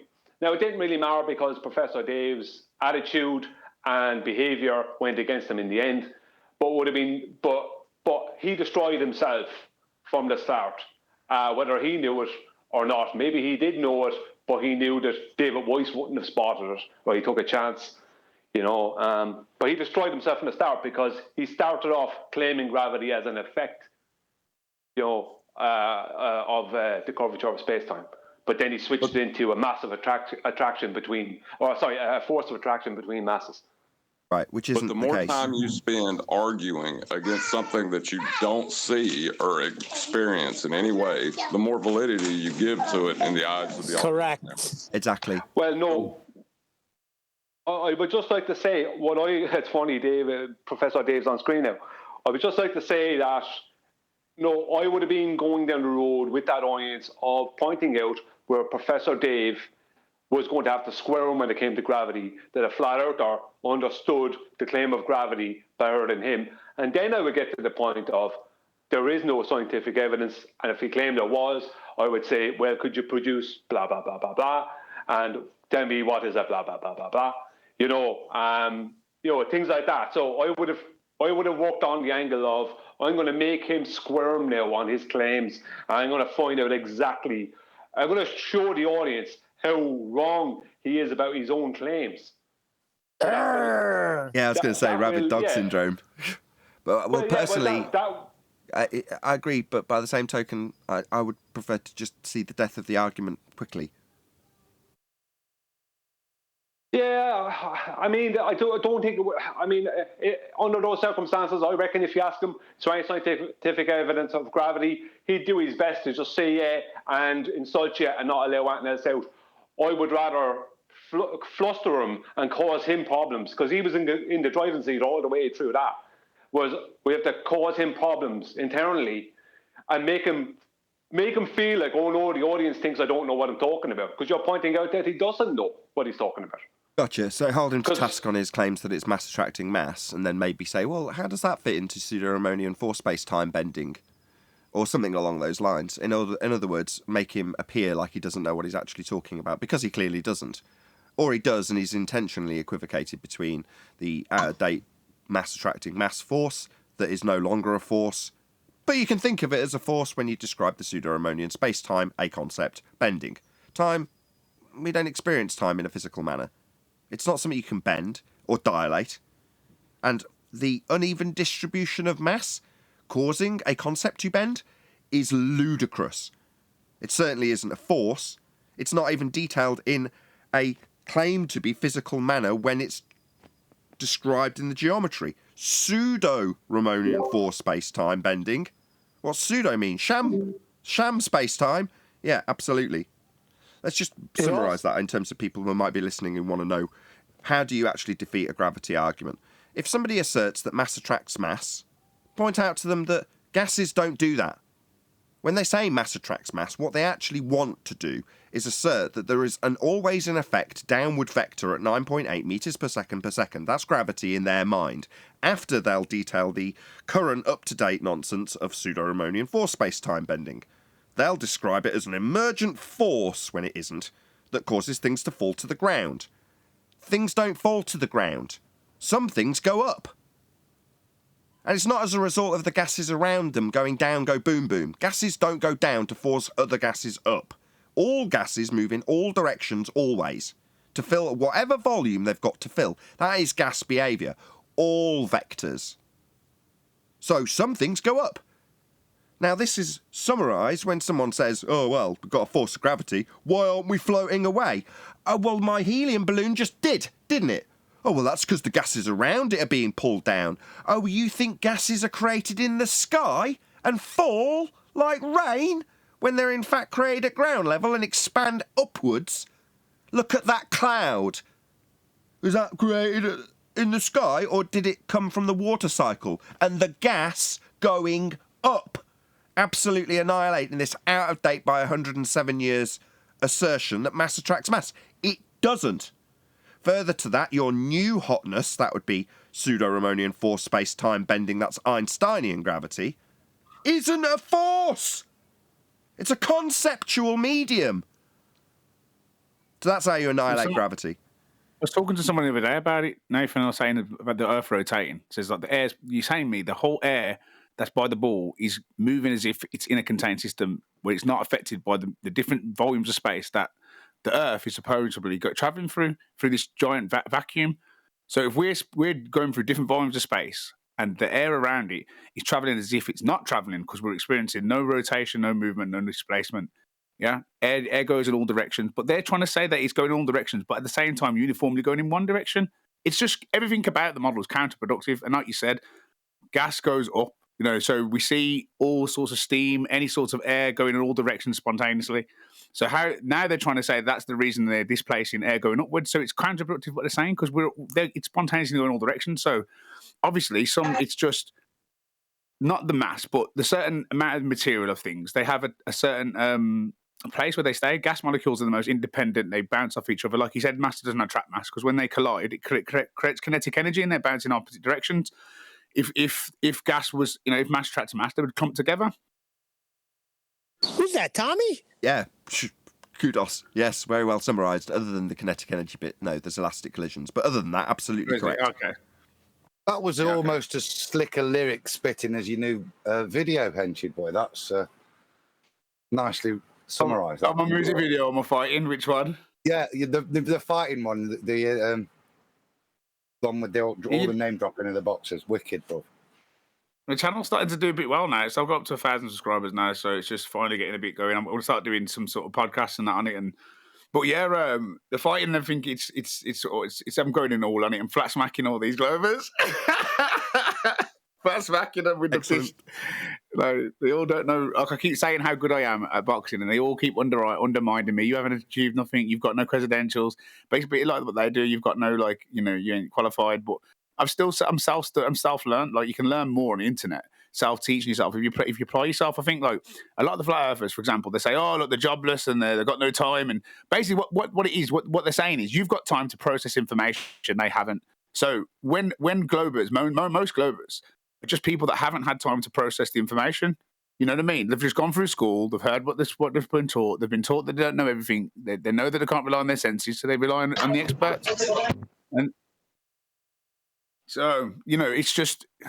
Well, I forgot my kind of point where I was going. So right, I can shout out a super chat, and you normally will remember. By the time I finish the super chat, you'll hopefully remember. If science doesn't prove things, then how can it be, quote, true whether or not we believe it, end quote, as stated by Neil deGrasse Tyson? I'll cover that briefly. So Neil deGrasse Tyson's utilising the magic trick of science in the heliocentric realm, which is to make up a just so story and imply that it has scientific validity. That's all Neil deGrasse Tyson with his magician waistcoat does. Imply that he's got science when he hasn't. Science, in reality, does prove things. That's why it's used in the magic trick. If you can infer that you have science, then the person you're telling that to will automatically, instinctually believe that it has been empirically validated, because that's what science does. Empirically validate. That's what experimentation does. So, if you don't have any experimentation, and you imply that you have science, and then just as a reminder, science is right whether you like it or not, you'll understand that when he says science, it's right whether you like it or not. In reality, he hasn't got any science, that's Neil deGrasse Tyson, but when he uses that magic word, you'll believe he does.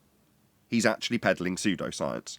That's why we have been saying for quite a significant period of time that we shouldn't fall victim to the same mistake and utilise pseudoscience to make our claims. it leaves us vulnerable to them just using and peddling the same exact trick and saying, well, this is the right science. That's the right science. Well, my flat earth science is the right science. No, your science isn't real science. My globe earth science is the real science. All right, is there any science in any of this? Let's have a little look. Step 1, observe natural phenomena. Anybody got any of that? Oh, look, check it out. Nobody's got a phenomena being observed. We've got a few little tests that are claimed to be done. Well, that would be scientifically experimentation. But tests on stuff that man have made, that's definitely not a natural phenomena. But we've got flat earthers and we've got globe earthers both peddling pseudoscience because they don't really know what science is. And they've got their own claims on the flat earth side that need this magic trick of science where it isn't really applicable. So, we're all vulnerable. We're all using the same magic trick and bullshit to claim that we've got something we haven't, which is empiricism, which is only offered, whether you like it or not, by science if you actually perform the method. Step 1, observe a phenomena. Something happening in nature. Not caused or made by man, that would be synthetic. Something in nature that occurs naturally that you want to know the cause of. You look at it, see it occur, and go, I wonder what caused it. Then you formulate a hypothesis. That would be your effect that you observed in nature as your dependent variable, and what you believe will cause it, your independent variable, presumed cause of the effect. Now, that presumed cause of the effect will be validated by you varying it and seeing if it causes the effect you observed. If it does, you have validated your presumed cause in an experiment. If it doesn't, you have validated your null in an experiment. That would be, if I vary what I assume causes this effect I observed, it doesn't cause the effect. You vary it, it doesn't cause it, you validated that it wasn't the cause of the effect. Validation, empiricism, that's what science offers if the method's done. Tyson has none, but he'll infer it and use the power that it infers when he peddles stories about lights in the sky.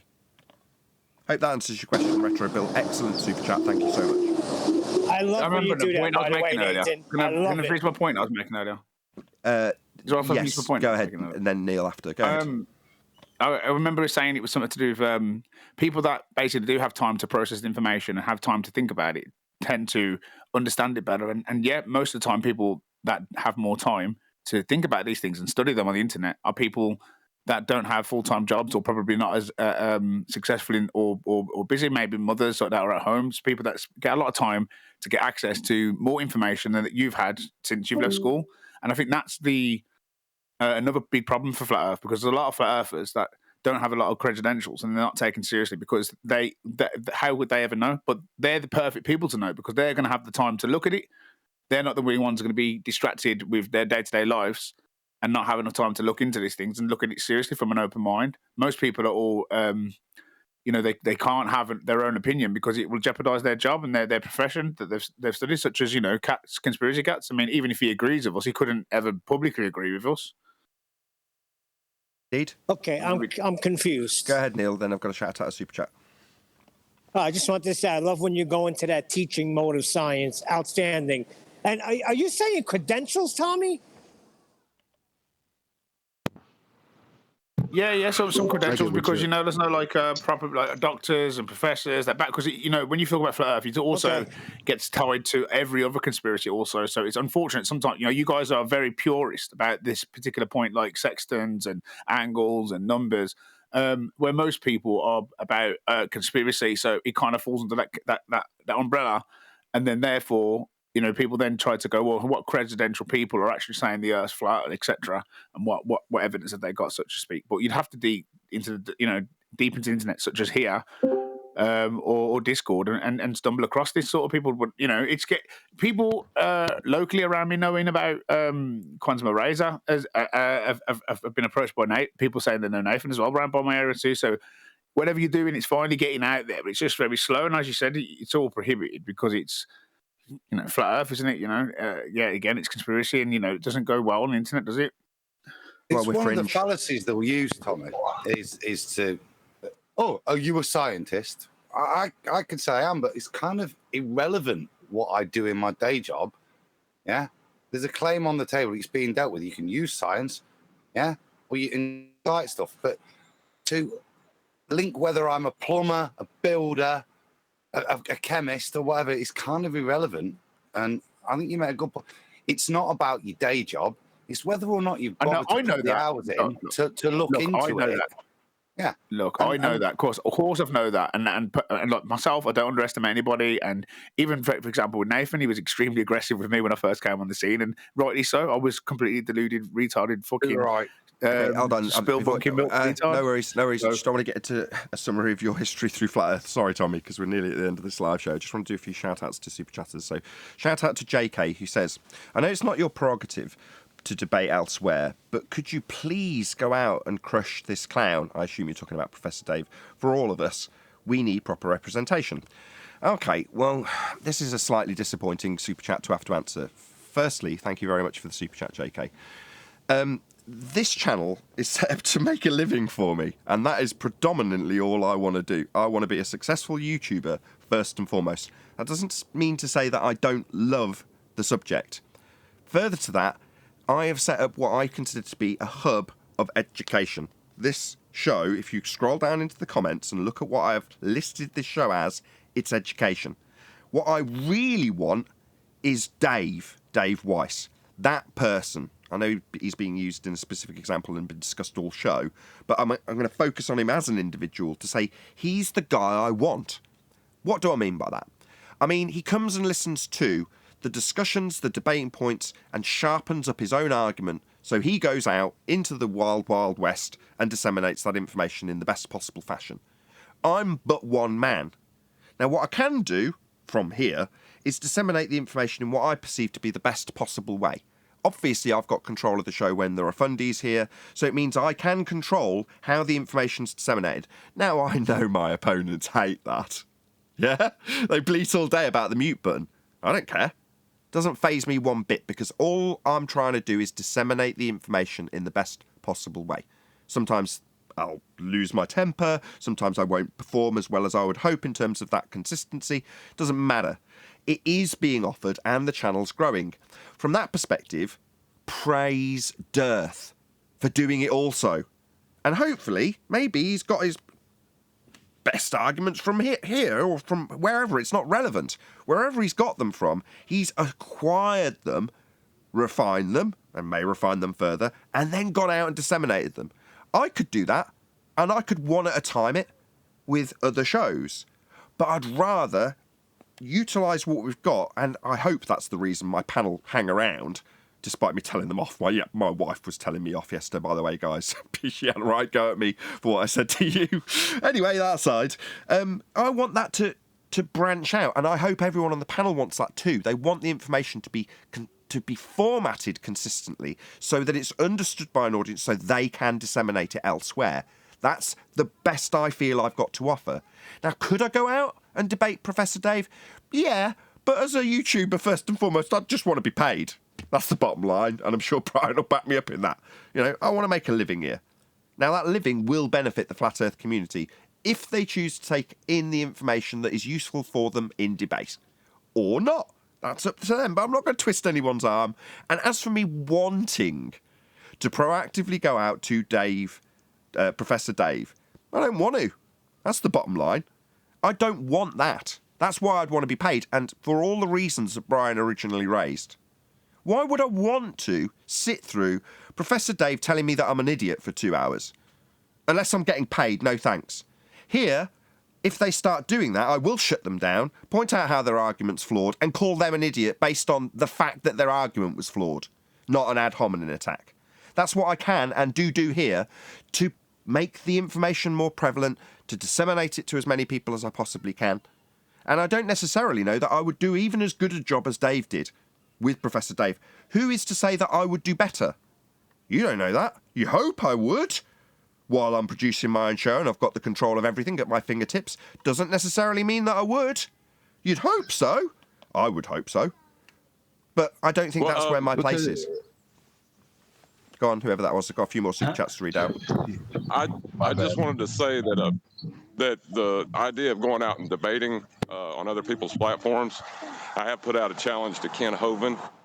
He said that a model had to be, you had to choose a model to debate with him against. I've done that.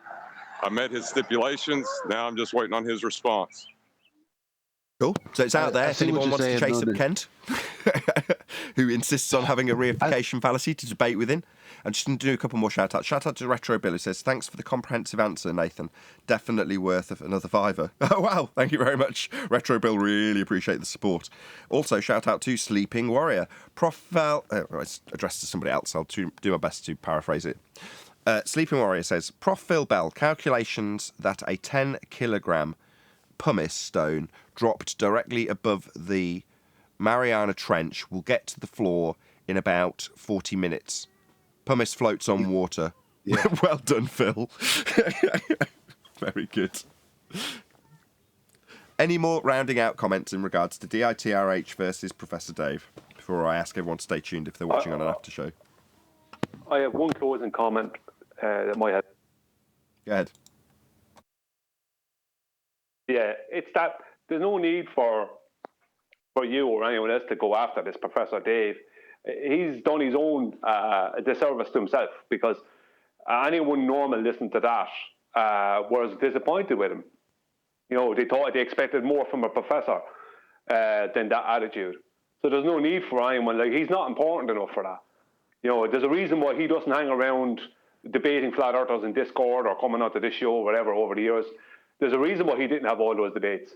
It's because he has one angle and he's working off of that. He's debating people that he knows he might have a little bit more knowledge than or have better tactics than. But all it takes is for him to be caught one time. And after that, his whole professor status looks terrible. But which would happen to him if he started debating people more often. But he doesn't. He picks the debates with people that suits him to debate, that he thinks he can use the tactics against, blah, blah, blah. You know, so, you know, that's the thing about Professor Dave. He was fine about debating David Weiss because he knew basically that David Weiss wouldn't spot the tactics he's using as fast as someone else who's used to debating on Discord or something would. You know, so that's why he did it. So there's no need to go after Professor Dave. He basically ruined himself because he made David Weiss look like a good guy. Anybody else got any comments? Like to add, yeah. I mean, go ahead. You raised the point, and I'll defend you. You know, why would you want to go and suffer what Dave had to put up with? And they have no respect. This forum's here for them, and they might criticise the way you taught them, but I'll remind them that you are the moderator here, and they still attack you like that. You know, so their behaviour, and like I said, I think if that was seen by the majority of the audience, flat or ball last night, that to me is a great win, irrespective of how the arguments went, because nobody proved the ball. But if people are realising that fundamentally a baller's argument against us is to call us retards, then that's a big win for me.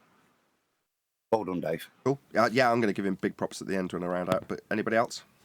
Yeah. I was just going to say to you, well, to everyone actually, just like you super chat the people that whose content that you support. When professors or people go to have conversations with other people on their podcast, there's a good portion of them that are paid. People that go on Joe Rogan's, they're not going on there for free. Like, they're paid for their time, effort, and influence. You know, and so, like, it'd be very fair to say, well, why would I do that if I'm not getting paid? Well, what you can do, if you really saw the value in it, is if you had a way to get Nathan onto some other debating platform, offer him something for his time. Yeah, money. Yeah, exactly. You don't know. You don't know what. You don't know if he'd do it or not. A slight tangent, Eli. But anybody else in specific reference to the debate? Because I want to make it straight. It seems like you're not. We know you don't want to chase Professor Dave, but he can come into this arena if he feels froggy. Absolutely. Yes. Would I take great delight in taking Professor Dave to pieces? Yeah. And if he wants to show how wrong I am in my arrogant assertion that I would absolutely annihilate him, then he's got every opportunity with an open door policy daily to come in and say, you think you'd take me to pieces? Well, let me tell you about the globe, my friend. He's entitled to come and do that. And like I say, if you go back to show 100 and previous, you'll see me getting annihilated quite frequently. And if you enjoy that sort of thing, go and check out some of the old shows. It's taken a long time to reach the point that I can be so arrogant as to say I would absolutely annihilate Professor Dave within a heartbeat of him using a fallacy, which he uses a lot. But is there any other comments in terms of DITRH and Professor Dave? Maybe from Discord? If you're putting that challenge out, Nathan, I'd happily moderate that debate. Would look forward to listening to it. Indeed, but specifically with reference to Dearth and Dave. Yes, David Weiss needs to now also start charging a fee for going onto anti-flat earther platforms. Right? Doing it for free. We should be thanking him. No, he doesn't need to be. Well, I'm not going to tell him what he does and doesn't need to do as you've just done. But by the same token, he's out there on larger platforms putting out the information and disseminating it to an audience. That is commendation worthy. That's worth commending him for. I get that, but if you're going directly on anti-flat earther platforms, it's a different matter. You shouldn't, not without a fee. Why are you telling me what he should or shouldn't do? I think it doesn't matter because, you know, wherever you go, you're still spreading the truth. You're planting that seed anywhere and everywhere.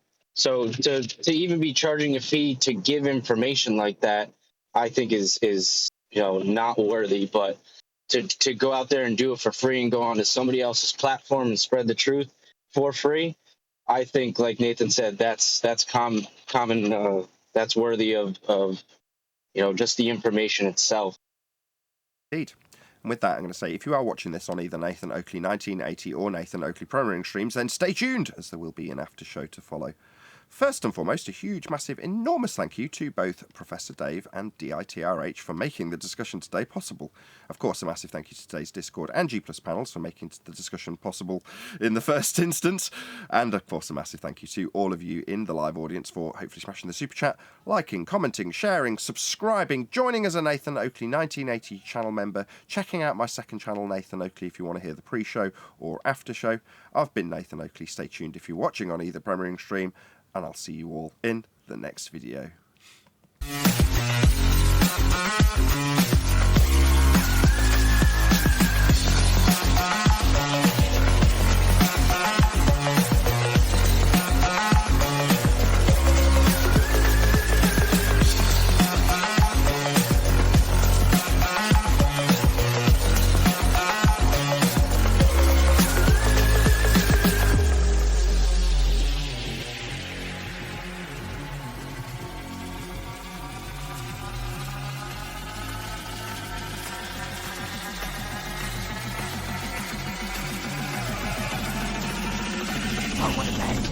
What a lovely day!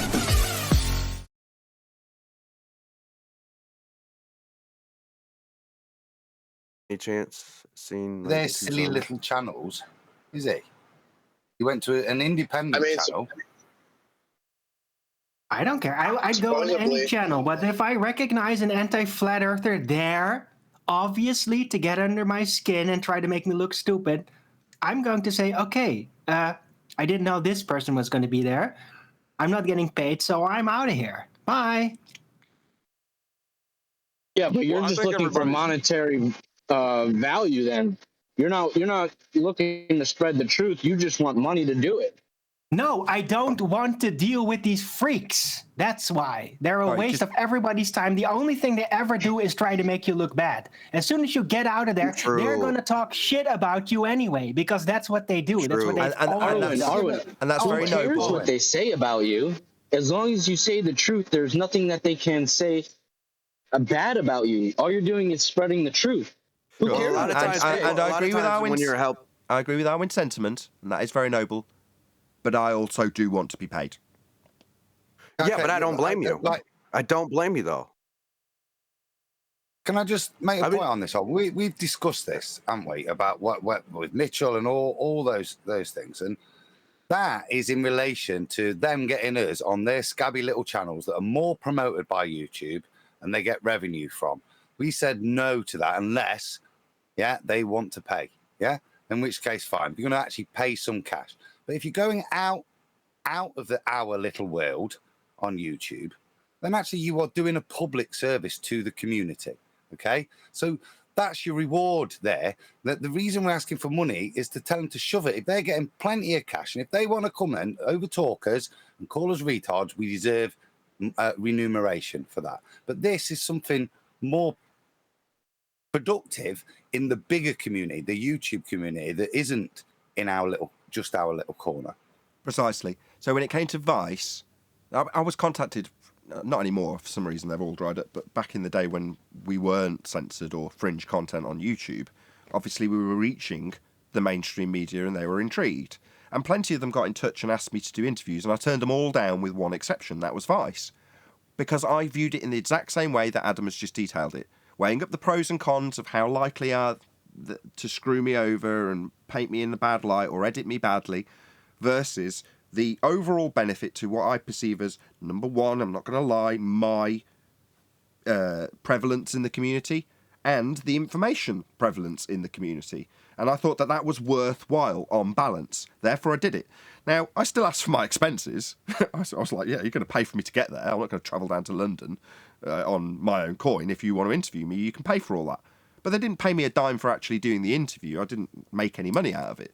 I just didn't lose any by the travel. And that, to me, was perfectly acceptable because of the actual clout that Vice had to offer. So when someone says, well, I've got a bigger channel than you, you're like, are you seriously offering me the opportunity to be berated at your behest for 2 straight hours on the basis that you've got 100,000 subscribers? You've got to be joking. You know, to offer that as an incentive, you've got to be someone like Vice or ITV or BBC or someone that you go, yeah, that is a worthwhile amount of clout to be throwing around as a justification to come on their particular show. And there even reaches a point for some people, Jordan Peterson or someone like that, where they're still going to want money to go on the BBC.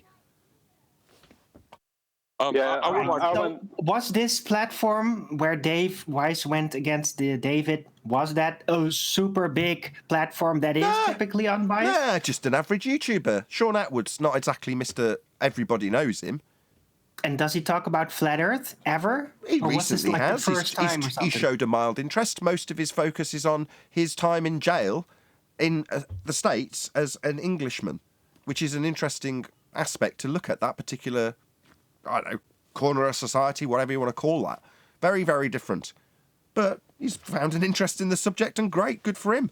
Shows that it's disseminating its way into people who don't cover this subject, which is great. So it's an actual neutral platform.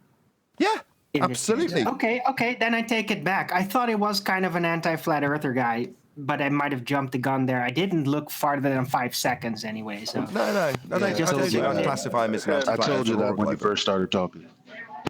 Well, what I'd like to say about it is that I charge for debates against our opponents, not because I think I'm some special fella, not because I can't handle their arguments, not because I have special arguments, not because I'm selling the truth. It's because I don't want my time wasted anymore, because that's all that's going to happen. You're going to have a situation where I'm debating some anti-flat earther, regardless of what I say, whether it gets through to the audience or not, regardless of what I say, even if I debunk some of their claims or all of their claims, that same person, 2 hours later or the next day or whatever, is likely to be on some other channel or in some other platform using the same exact things, same exact arguments that I debunked, right? That he or she couldn't prove against me. So why should I, right, go onto a platform and debate for free and just basically have 2 hours of my life wasted? Why should I do that anymore?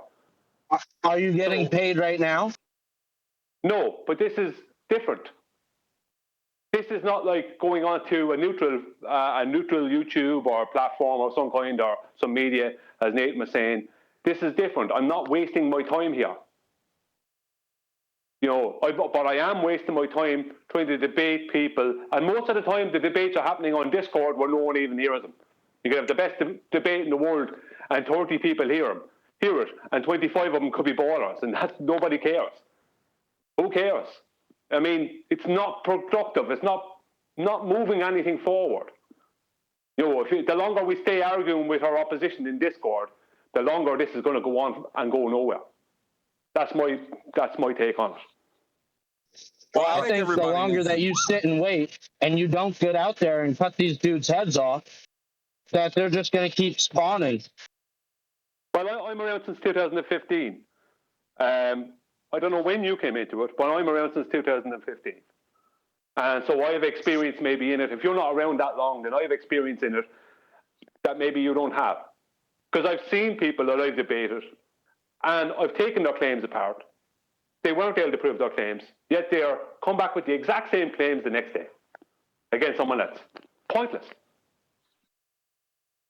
Well, I think everybody just needs to take a deep breath. The debate is really over. I mean, at this point, it's just realizing that you've won.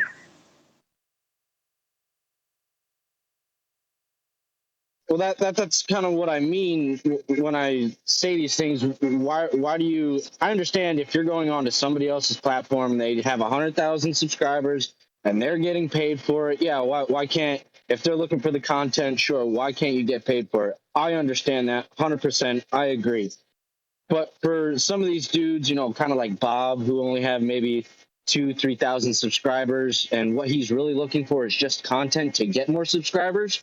Why don't you just go onto his show, hit him with the truth, hit him with the facts, shut him down, and when he tries to come on Discord or pop in the live show, cut him down again, make him look like a fool, and then his database, his viewership, or whatever it's called, it'll just start dwindling because more people will realize the truth. No, that won't happen. What matter how good a debate I'd have against Bob, Bob is not going to agree that I've debunked these claims. His followers or subscribers are not going to side with me. It's going to be a complete waste of time. What's in it for me? That's the question. No good to me.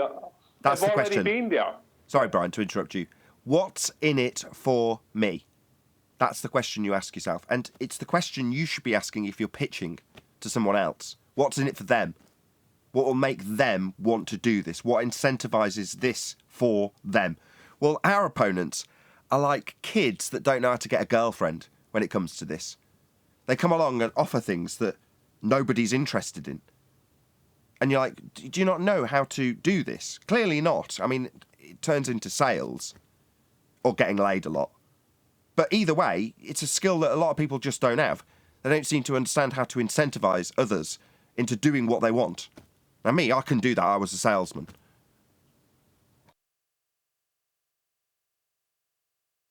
That was the point I was alluding at. There is cash if you're going to deal with these guys. That's the only thing they can offer us. Because, like I said, and that's why I validated going to platforms outside of our little community. Well, what I'm getting out of that is I'm spreading the message properly, productively. But if I go on one of their silly little channels, what am I getting? Nothing. As Brian says, it's not going to change his mind. It's not going to change his listeners. They're just going to shout over you. Yeah. Well, if that's going to be the experience, then I know the message ain't getting out. So that ain't my remuneration. The only thing I can think that they could possibly offer, and we've pointed this out, is just cash.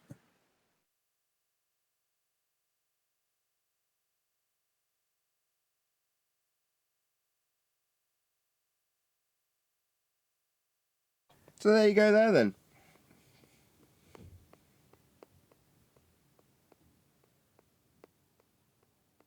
There'd have to be a lot of cash as well, really, wouldn't it? I think Brian's at $5,000, aren't you, Brian? Yeah, $5,000 for two. Sorry, yeah. No, I don't know if an arbitrary amount like $5,000 is what I would accept. I would negotiate with whatever the person was based on what they had to offer. Like I say, it's always down to what's in it for me. And it's a sliding scale. You know, it doesn't necessarily follow that I wouldn't accept a $5 to go on someone's show. If I thought that was worthy of going on their show, I probably would. I'm not saying I'll accept a $5. I'm just giving it as an example. The amount is irrelevant. It's so you want to pay me for my time. Therefore, my time, in the most literal way, becomes valuable. Now, If I'm not, what's it worth to you? Oh, only the money you will get as a result of me being there. So it's a value to you. So when you're asking the what's in it for me question, you're asking quite literally what's in it for me, as opposed to the person you're trying to incentivize. They just don't get that thick. Stupid.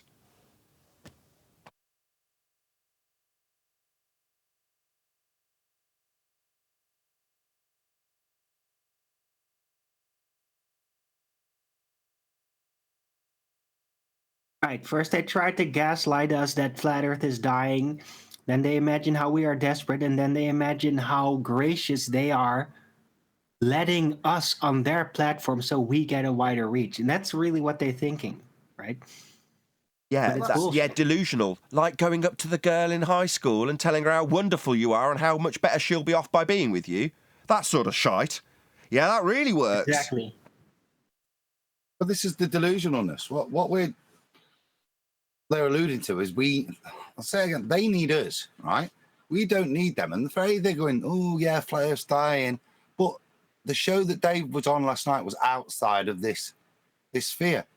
It isn't dying, it's growing to the point that other niche communities are also asking the question. And there's not much out there. So a good host has gone and got two of the top people from both sides and put them together for a completely separate audience. It's not dying, boys. It's growing. Yeah? You're the thing that's dying. Anti-flat earthers. And it needs propping up. Anti-flat earth / globe needs assistance.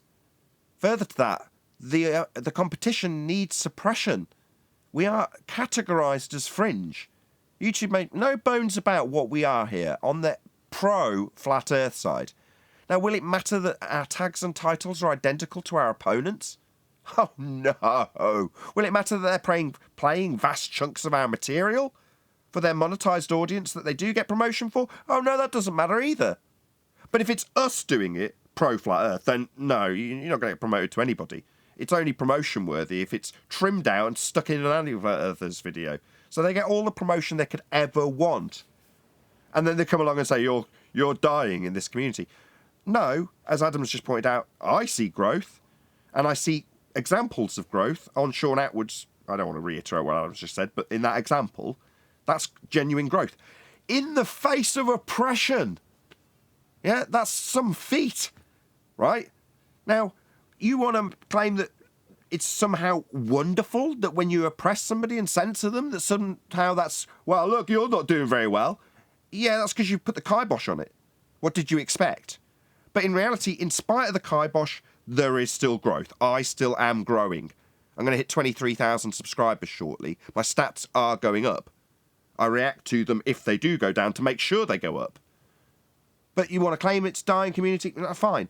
No, the people around us who own the platform have done everything possible to make pro-flat earth not found. That's the facts. They sat in front of Congress and told them they'd do it.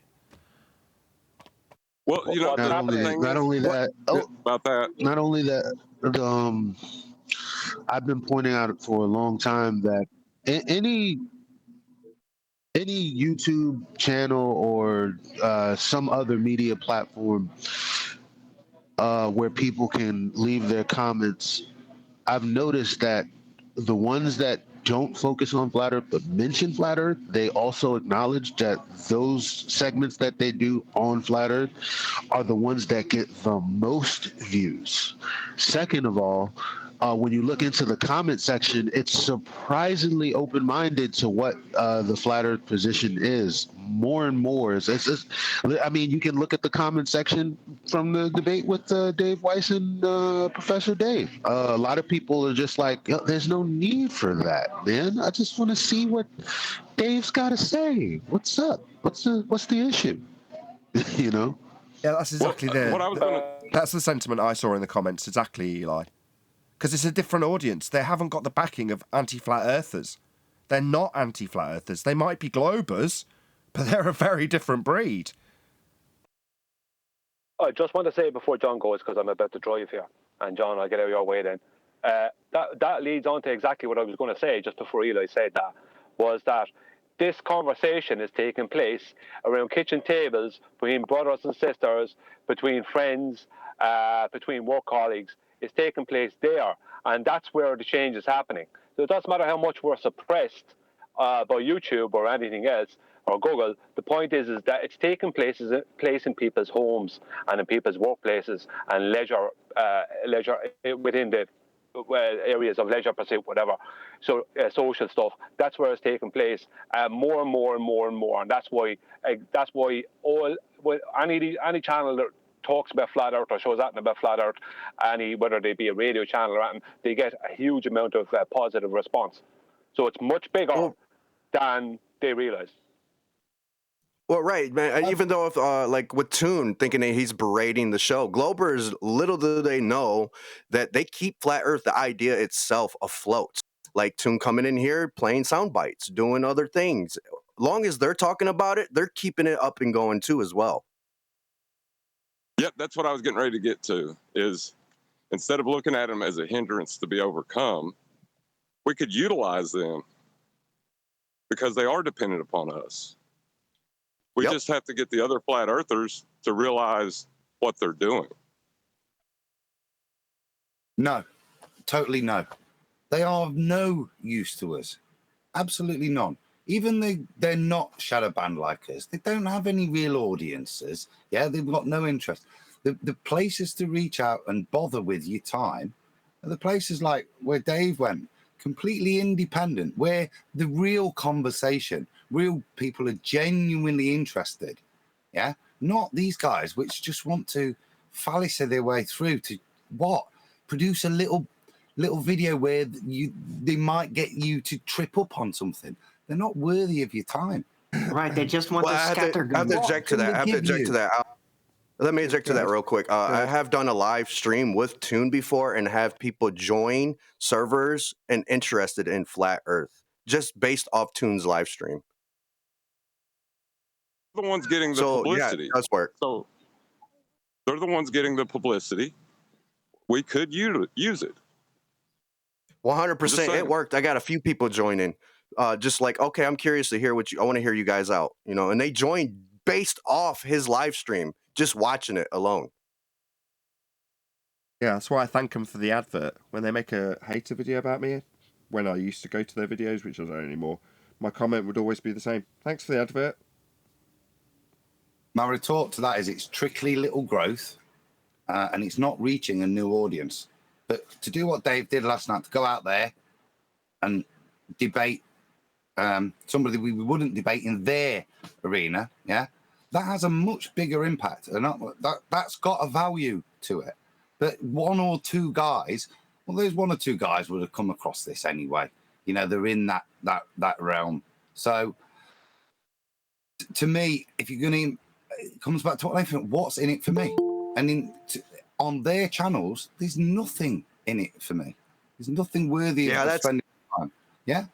That's what I get quite often from flat earthers is like, why are you working with Toon? Why are you trying to set things up with Toon? Well, I like to pick the people, his viewers from his stream and bring them to the idea of flat earth. There could be new people that just suddenly came across his stream, just, going through their news feed. And there it is. There's a suggested video and they hear about flat earth. I never really looked into this. Now I'm curious. I want to hear the other side. I want to hear both sides. It will bring people more to the idea. Flat earth has the potential to spread out like nationwide, all over, more and more and more and more. Well, I don't know about that, but in address that. Just one thing, it is, and this is the point we're making. I was saying this with John and Eli the other day about where we are. I listen to loads of scriptural scholarly stuff, so yeah, with really good high-end stuff, and it's coming up there, yeah, and people are also mentioning it in the chat, defending it, attacking it. Yeah, Professor Dave was on one of these channels, absolutely, and he got a bit of a toasty there. Yeah, fake professor, etc. But it's coming up in the other places, and what I'm saying is, if you're going to invest your time going out into different places, and we're looking at, they're the places to go, not into their snotty little world. Yeah, let it be, because they only exist for us. That's why they're so desperate to have us on. They need to go over there. Exactly. Well, if they're desperate, they need to pay. They need to pay then. Yep. They won't come here. But that's okay. And that was the premise, wasn't it? the only other reason you would go there is if they were remunerated in a proper way that was worthy of us going over there and being insulted for an hour or two.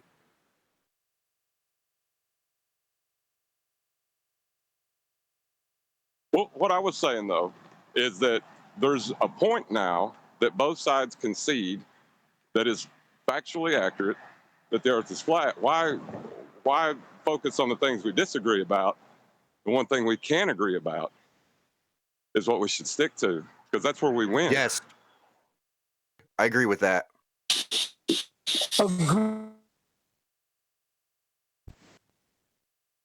Totally agree, Neil. Well said.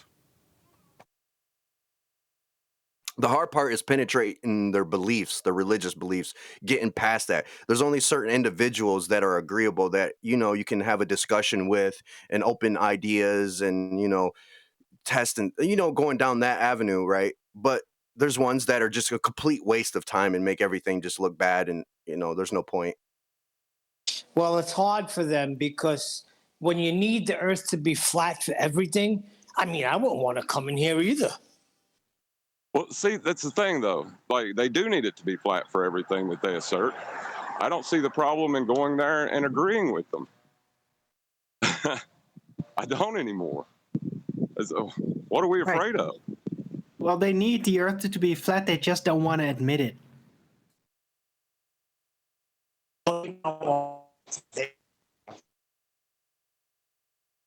know it's flat. Neil. It's Excellent right point. there.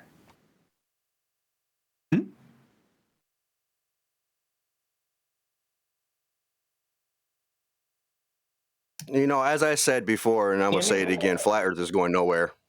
It's not going nowhere. No, we can't hear you, Neil. You're constantly roboting. So just stop trying. Can you hear me now? Can we hear the guy telling us that flat Earth's going nowhere? Go ahead, whoever that was. Yeah, it's going nowhere. No matter, how much you can hope it goes somewhere or try or whatever, flat Earth is here to stay, and it's going to progress.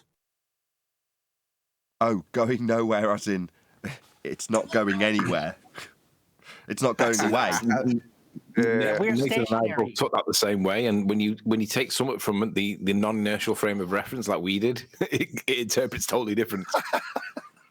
It is technically correct. We are stationary, Play on words. Not going anywhere. Boom, boom, Arwin. Uh-huh. Nathan, you kind of mashed up my super chat a little bit, but just prior to that super chat, Professor Phil Bell was saying that he teaches engineering students a load of maths, and I was like, great. Can you tell me how long it'd take for a 10-kilogram pumice stone to drop to the bottom of the ocean at the Mariana Trench? It's about, 36,000 feet. And he's like, yeah, sure, I can tell you that. How heavy is your stone? I said 10 kilograms. He said, how heavy is your mass? I said 10 kilograms of pumice stone. He did his maths. He doesn't realize that pumice floats on water. Yeah, that's not a shock. He doesn't know what gas is either, does he? Just demonstrates that maths doesn't mean it's reality, even if your sum is correct. Well, it's just a descriptive language, isn't it? That's all math is. No. To them, it's their Bible is. 10 Commandments, right? One of them's got to be maths in there somewhere for them.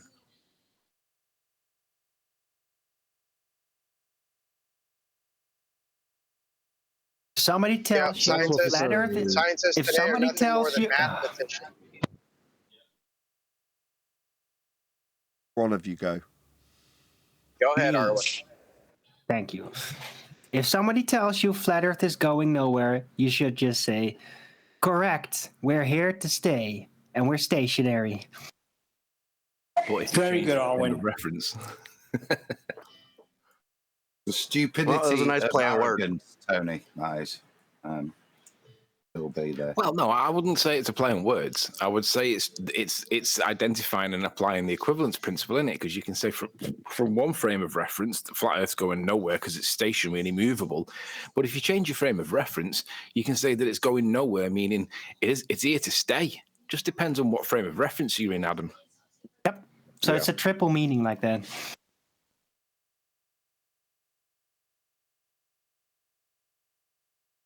Ask a quick question. Yeah, hold on a second. So, hold on 1 second. So, what are the last comment before Arwen? Scientists or what? Uh-oh. Somebody said scientists today are nothing more than mathematicians just seeking to quantize everything into discrete particle interactions. Oh, Jesus. Here we go. Really? Who's that? Any and every branch of science. Every branch of science does that. Really? So put up an astronomer here that's doing what you're saying they're doing. Astronomy is not science. Thank you. Astrophysicist. That's theoretics. No, not astrophysics. Oh, really? So you're saying that things are taking place up in No, outer I'm not space? saying that. No. So then it's theory. You don't understand theoretical physics versus astrophysics. It's all theoretical, man. Theoretical. Define theoretical. Let's see. Fantasy. Yeah. Yeah, it's phantasms, dude. They're doing physics on fantasy. They're not doing any physics. That's the point. Fantasy physics. Fantasy physics. Well, that was deep. Tony, that was a good one from the non-inertial reference frame. That was really abstract. That caught me off guard. I was impressed. Yeah, it's nice. I liked it too. I didn't like it that much. Oh, wow. Shots fired. Can I ask my quick question? Yeah, go ahead. Hey, Nathan, I was listening to replay the other day, and you keep saying, and I asked this on the comment, but I don't know if you saw it, but when you say proof, afterwards you say proof C. I don't know, like, why do you say proof C? Is that a term? What you're asking? What a proof C is? It's internal Yeah, you say lingo. instead of saying proof, you say proof C. Like, what does that mean? Okay, to distinguish between something that actually proves something and something that the person presenting thinks proves something. So a proof C would be, well, obviously those pink fluffy clouds are proof that those are unicorn farts. That would be a proof C of unicorn farts. You follow? So did you make this up, or is that like an actual term? I'll just look it up. No, it's definitely a real word. What? Really? I googled proof C, and like I don't know how to even spell it. No, So I don't know. Not at all. I just made it up. I S-I-N. actually stole it. S-Y. I actually stole it from Tim Osman. Oh, that's very cutesy then. Yeah, that's so right. Let's see your little proof C then.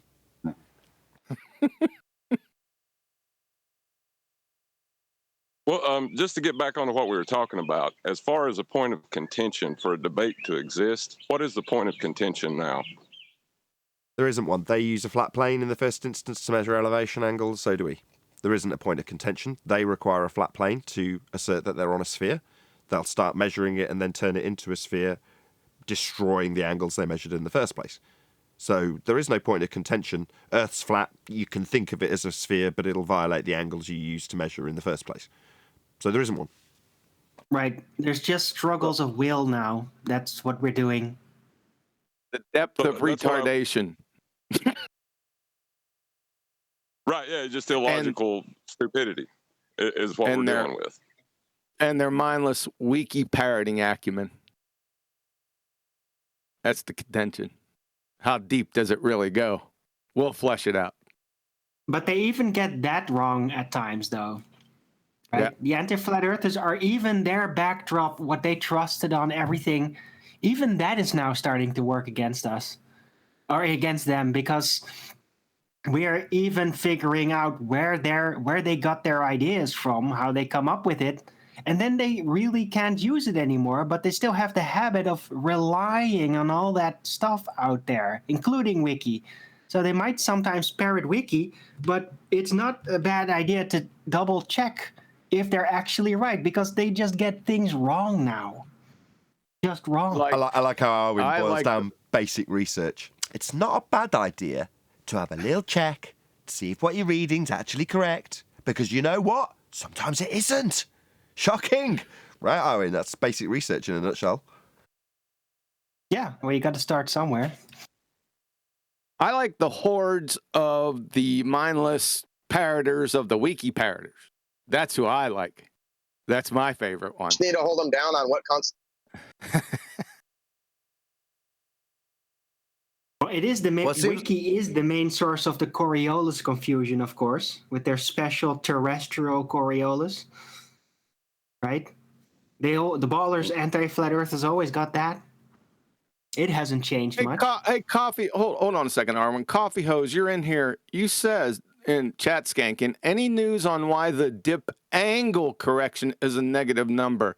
Can you please provide citation dip angle correction, please? Or come off moot. Dip angle correction, that whole phrase. I want to see that in citation, please. Well, that would be weird. Coffee Hose, come off moot. Dip angle correction. I want to see that. Speak. Horizon's never above your eye level, right? Yeah. Now, let's stick with the topic. Dip angle correction. That whole phrase. Dip angle correction. I need to see that in live stream.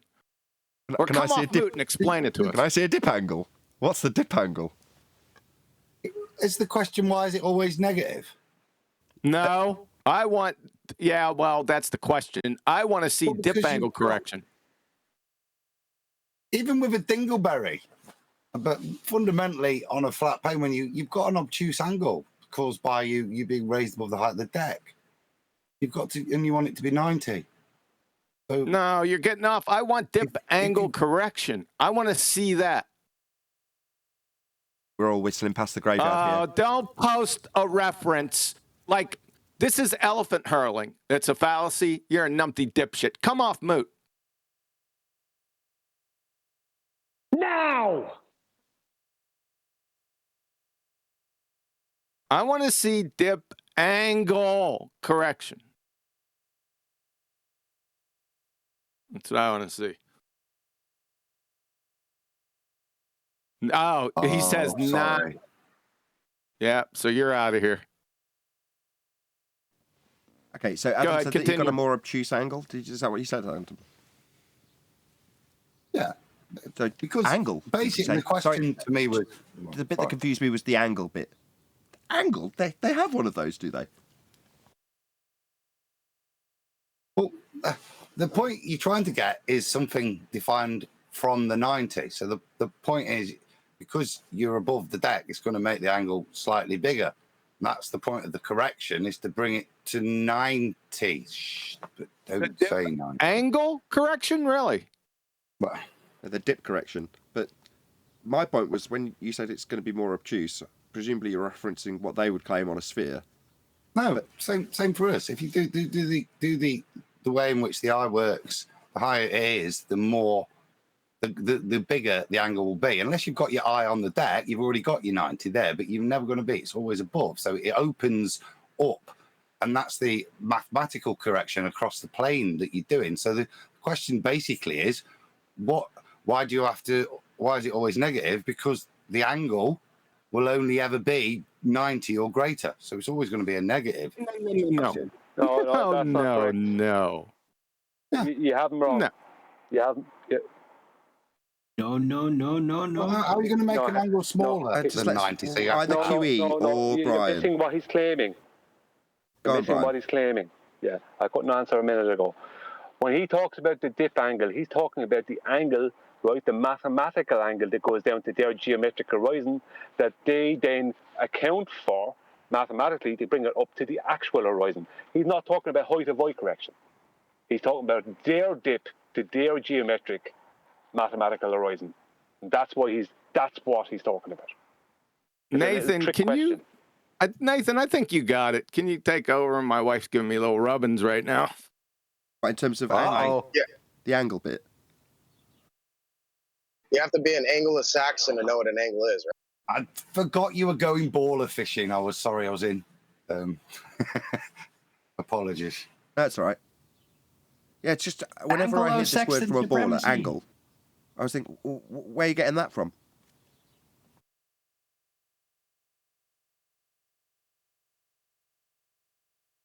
You get an angle from a flat baseline. Yeah, exactly. So the moment they start discussing angles in almost every instance, obviously it's got to be contextualised around the discussion of flat Earth debate, but in almost every instance, where'd you get that angle? Where'd you get it?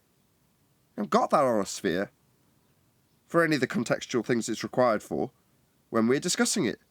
So as soon as they say angle, say what angle? Where'd you get that? Define an angle. Like I did with virus yesterday. How'd you prove that we're not using non-Euclidean geometry in the place of Euclidean geometry? Well, very simple. You just put a triangle on a sphere surface. Do you? What, two straight lines meeting at a vertex? That's not going to be possible on a curved surface, ever. What are you talking about? So when they say angle, just go, what angle? What angle are you talking about? Yeah, like that's what I was curious about. Like, what's a natural angle versus a conceptual angle? Like, that's kind of the point of contention here, right? No, not really, but you're right. You're right on another front. I want dip, angle, correction, citation, please.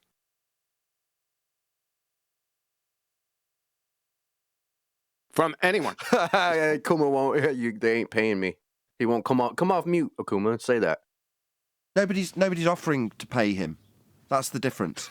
See, we don't desire his company or request it in any way, shape, or form. The door's open for him to wander in. Yeah, and he has. So what? Should I wander into a bar and go, you know who I am? You should be paying me to drink here. What kind of a dick is Weiss? Right. I mean, he is fundamentally retarded to make that sort of statement. I got a light up yo-yo for him if he can answer the question correctly. What question? Is my mic working? No.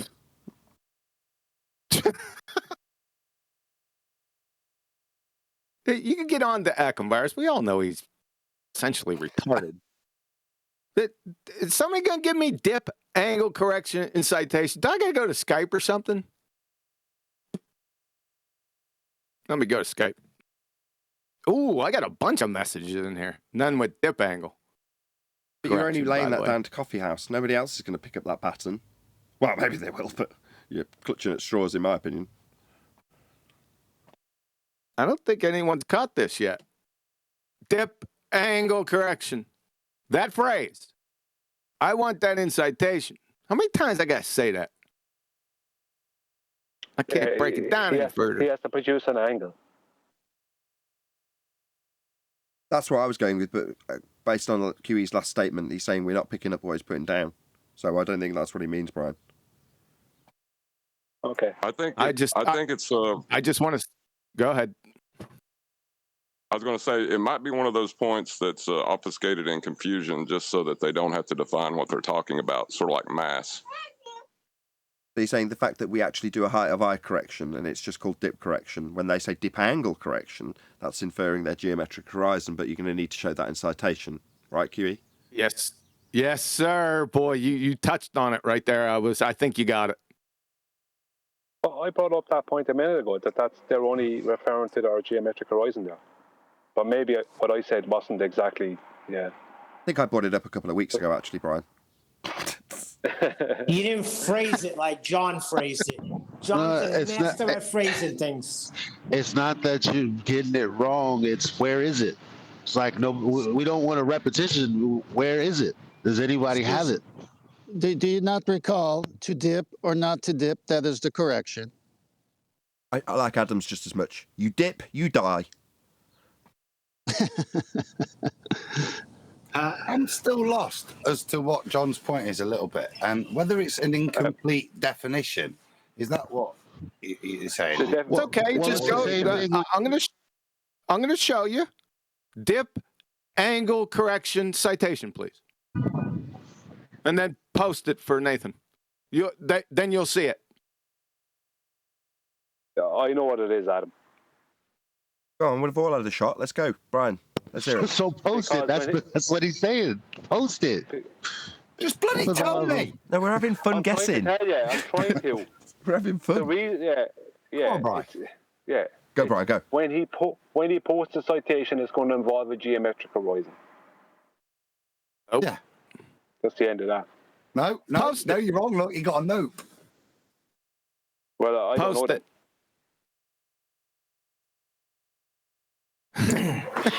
Is his point not that dip angle correction is a baseless assertion fallacy and it doesn't have any real real basis for applying in the first place?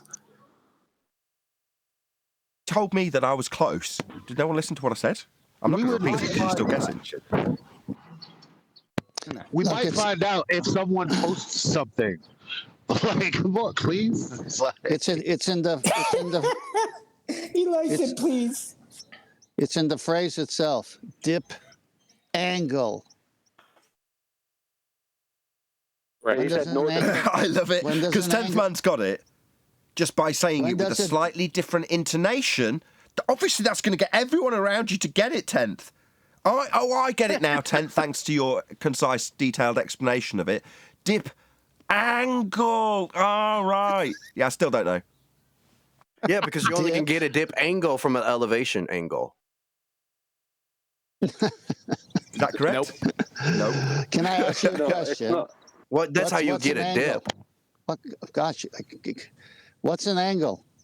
Two straight lines. Are you guys not posting the two straight lines at a vertex? Eli, hang on. What's an angle, Nathan? Two straight lines meeting at a vertex. Okay, so where's the dip? The dip is the height of eye correction so that you're correcting to ensure you've got a 90-degree baseline because of the assumption that you're using your eye to form not in that context. the level plane parallel line. No. Now He's basically telling you either refraction isn't a thing. Then everybody stop over talking one another. Not in that context, Adam. That's the correct context of height of eye. This is what I'm trying to get to the bottom of That's the the nuance. dip correction. I'll try speaking again and get the Look, everyone stop a second. Look, I'll try and help 10th man out for Adam. Dip correction, Adam. Hope it helps. Right. You got it, Nathan. I think you got it a long time ago.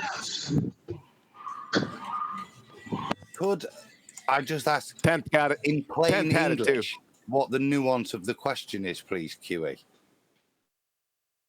I think Nathan and 10th is all over this. My breakfast is coming. I got it. I prepared the last part of it. But let's have another go. Brian, go ahead. Just Brian. A different intonation to the word. Every intonation.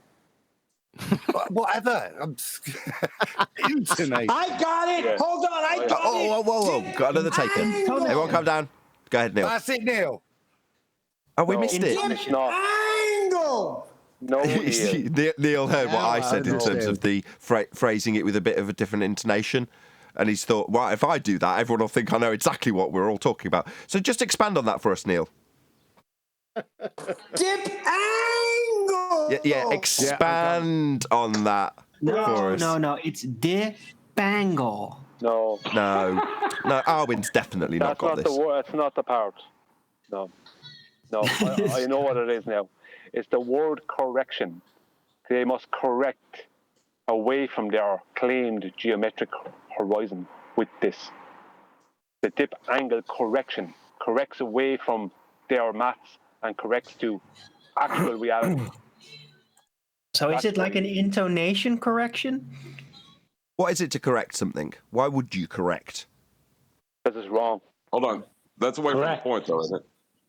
No, but he's right. Brian's still got a good point.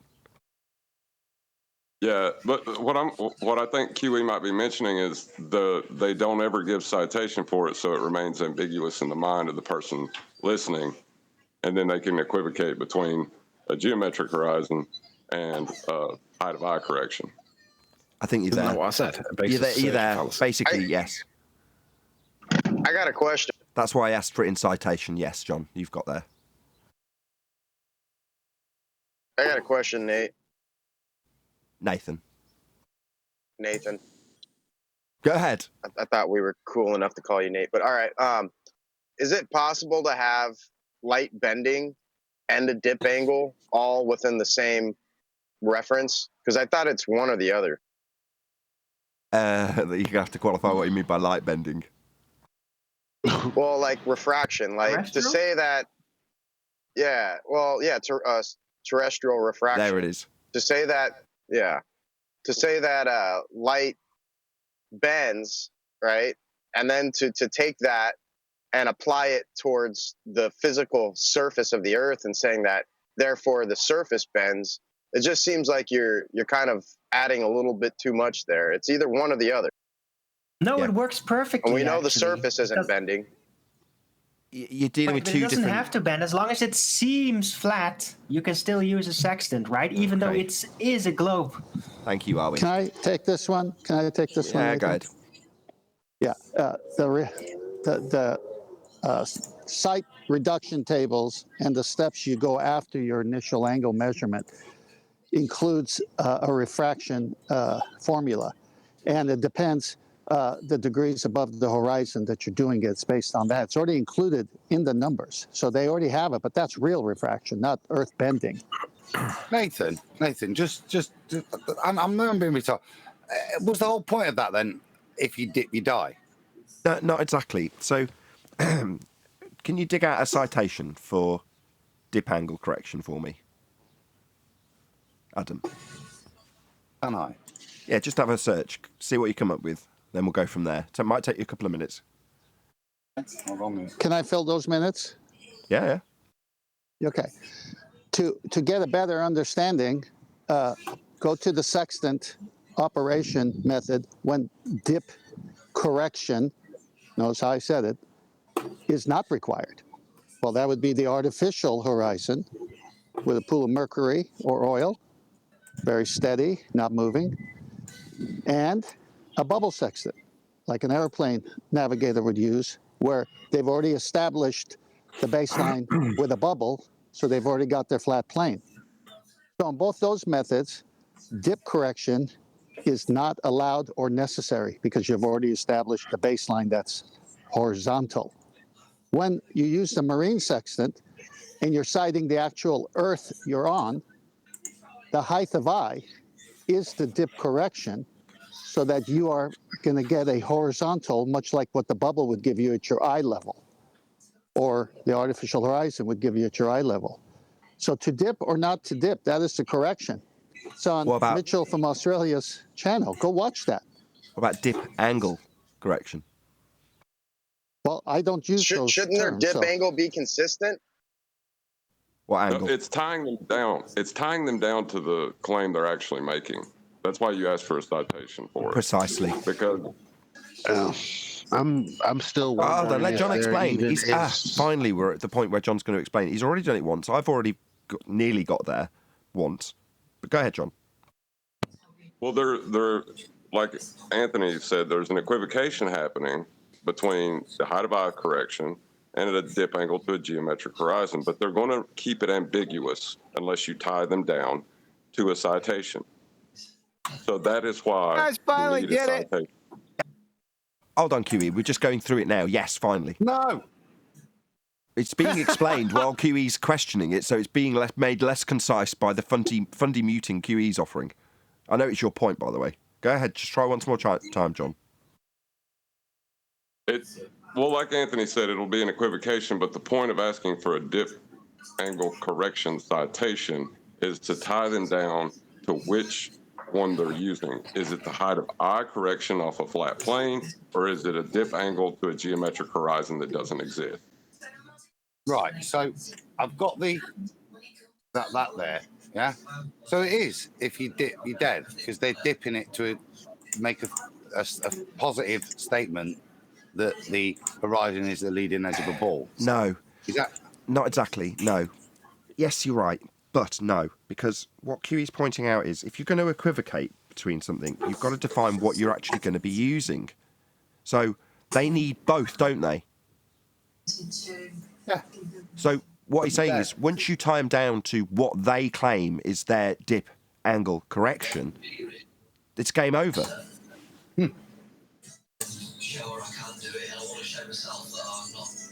But if you don't, they'll be able to jump between the two, getting you to chase your tail, trying to get them to, it's almost a pointless exercise. you'd have to explain to them the whole like method of navigation from the ground up. And if you never cite it, then it's we'll just keep. Yeah, I knew that, and I have to admit, I've enjoyed playing the game of actually try and guess the bloody question. Well, it's the point that you've been making. You were the first to do this, Adam, with Rufy. So you essentially get him. You didn't insist on a citation, but he provided you one off the bat, didn't he? And then you went Black Swan. What's this geometric horizon you've now defined? That, is... Somebody's off mute. That's probably why I'm a bit confused. Sleeping Warrior. I mean, that QE's first lesson, isn't it? Is to let them speak first. Let them make the claims. That's what. That's why I didn't know it was that obvious. Sorry for being dumb. Let's also not forget that once you take the initial measurement with the sextant, all of the corrections are there to get the true altitude versus the observed altitude. So what does that mean? In a right angle triangle, they need to establish 90, which can never happen on a globe surface. So it's over by the very fact that the corrections are made so that it can be a 90. Yeah, that was my first guess, right? What angle? Yes, you had it first, and I thought you were going to run with it, but it was very simple. There were no tricksies. I said the angle thing, and I was told no. Yeah, because I came up Did with it Anthony get it? A couple of weeks ago, I think. A couple of weeks ago. Well, can't you get an elevation angle from a altitude angle? I mean, from an elevation angle. Just say it. Go on. Can't you get an altitude angle from an elevation angle? An altitude angle is an elevation angle. It's the same thing. Well, it'd be described as a dip angle, though, right? No, that's a dip angle. No. Sorry, QE. We're both doing the same answers. You go ahead. No, go ahead. I'm eating right now. Go ahead. No, they're not the same thing. But altitude angle is elevation angle. Right. Okay. Right. Let me add to that. One is vertical with the sextant, altitude, elevation. You turn the sextant sideways, and when you're near shore and you want to hit some lighthouses against something else to know how far you are from the rocks that are described in the charts, that's a horizontal angle, but you got to turn the sextant sideways to do that. So it serves for more than one purpose, but whenever you're doing a vertical angle, that's elevation or altitude. Right. That's what confuses me when they say that you're not using triangles. How do you get the GP of the star if you're not using a vertical line? You don't. First of all, you've got it. Hold on, sorry, Tenth. You've got the essence of the argument, but because you're not necessarily as confident as perhaps you might need to be, you're second guessing yourself when they question it. You just need more dogged determination in terms of how right you are, because you are right. I want to call on Eli. Eli, are you present? Yes. Can you read that article from that sailor who says the angle is between the observer and while you're searching that, let me tell you, when you say they say, that's all we've been showing is what celestial navigation, as Nathan puts it, well documented through the sources. That's who they are, not the anti-flat earthers and what they say, but we're citing the actual books. And Eli's going to read you something that they all agree on, and it will clear your mind as to why they have to obfuscate. Go on, Eli. 1 second. They say we don't use triangles when we're getting angles. I couldn't come in there. Right, yeah, that's what's the confusing part. Like, you're definitely using triangles. All angles are triangles. Right, correct. They don't understand. The elevation angle meets the zenith angle. Sorry, the zenith from the GP. That is the opposite side of the elevation angle. Then you have the flat baseline, the adjacent. Yeah, again, give props to QE. He's been saying this for at least 6 weeks. Just ask him what a triangle is. It's a concept. Where's the physical nature of this angle? It's not. It's all perceptual. Well, hold on. Okay, this is the perfect time. This is the perfect time. So, In simplified terms, when we take a sextant altitude of the sun, we're creating a right angle triangle between it, the Earth's surface at the GP, and ourselves. Grade school geometry, Professor Dave, tells us that the two angles in a right angle triangle must equal 90.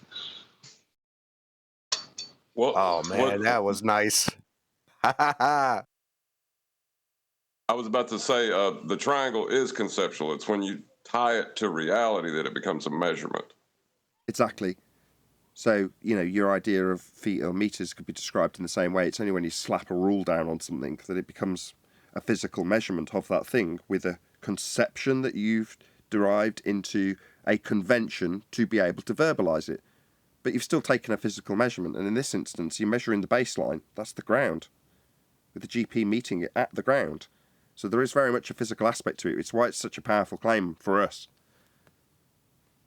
The height of why Eli, I would keep that book, man, before somebody goes in Wiki and tries to change the definitions of triangle. That's the other good point about this argument. There is no getting away from what must be done.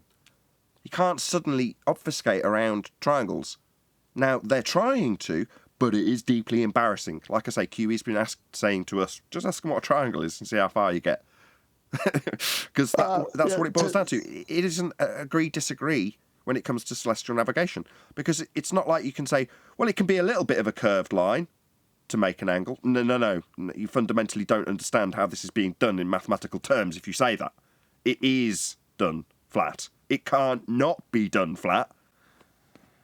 I read the very same citation that Eli just read to Prototad on that one show. I can't remember the number. And Prototad's answer was, that's not how it's done. I don't agree with that. But the fact is, I bought the books, and I've downloaded all the PDFs, over 1,000, I think now, of celestial navigation being described exactly as what Eli just said. So they can try to erase from the internet, but I've got dozens and dozens ready to go. Yeah. Well, same goes with Glenn, right? Roofy. So he has an issue with Cruising World's description of this process.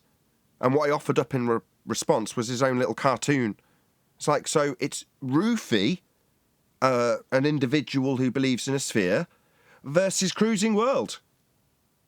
Well, take it up with Cruising World. It's done how it's done. No, actually, that's not entirely true. It's Roofy against the person who wrote books on celestial navigation that Cruising World said, well, you share part of your article on our publication. So he's going against an expert. There's the rebuttal on screen to Cruising World from Glenn. Yeah, rebuttal to Cruising World and their descriptions of how celestial navigation is done. And like 10th just explained, Protothad's response to that, I don't agree. Glenn's response, it's not the right citation, I don't agree. You don't agree with how celestial navigation is done. Okay? Right, and that's how they used to do it with level. I mean, they went in and redefined level. They changed the whole meaning of that. I mean, what was to say what they're going to do with this? Yeah, you're not going to be able to get around this.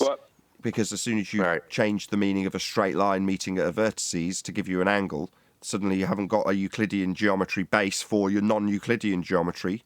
So they can't redefine these terms. They'll try. Yeah, they'll try, but back to QE. Ask them what a triangle is and watch how embarrassing their response becomes. Also, further to the point that 10th was making is not only are they denying celestial navigation, they're denying the model that they're basing their reality on, and that is a celestial sphere model with a flat plane on it. Yep, so, that's the bit that's got to sting the most. Oh, I love the fact that you brought this up with Kent. Show screen again, just the quality of rebuttal. It's quite good, these two pictures. So it summarises it quite succinctly, I think. So, it was. There we go. If you see here, look, this is the message. Wrong. This is what's wrong. All this cited, referenced here. This is what's right. Ruth. That's not a celestial sphere model. Can I please say something? What I mean? It's not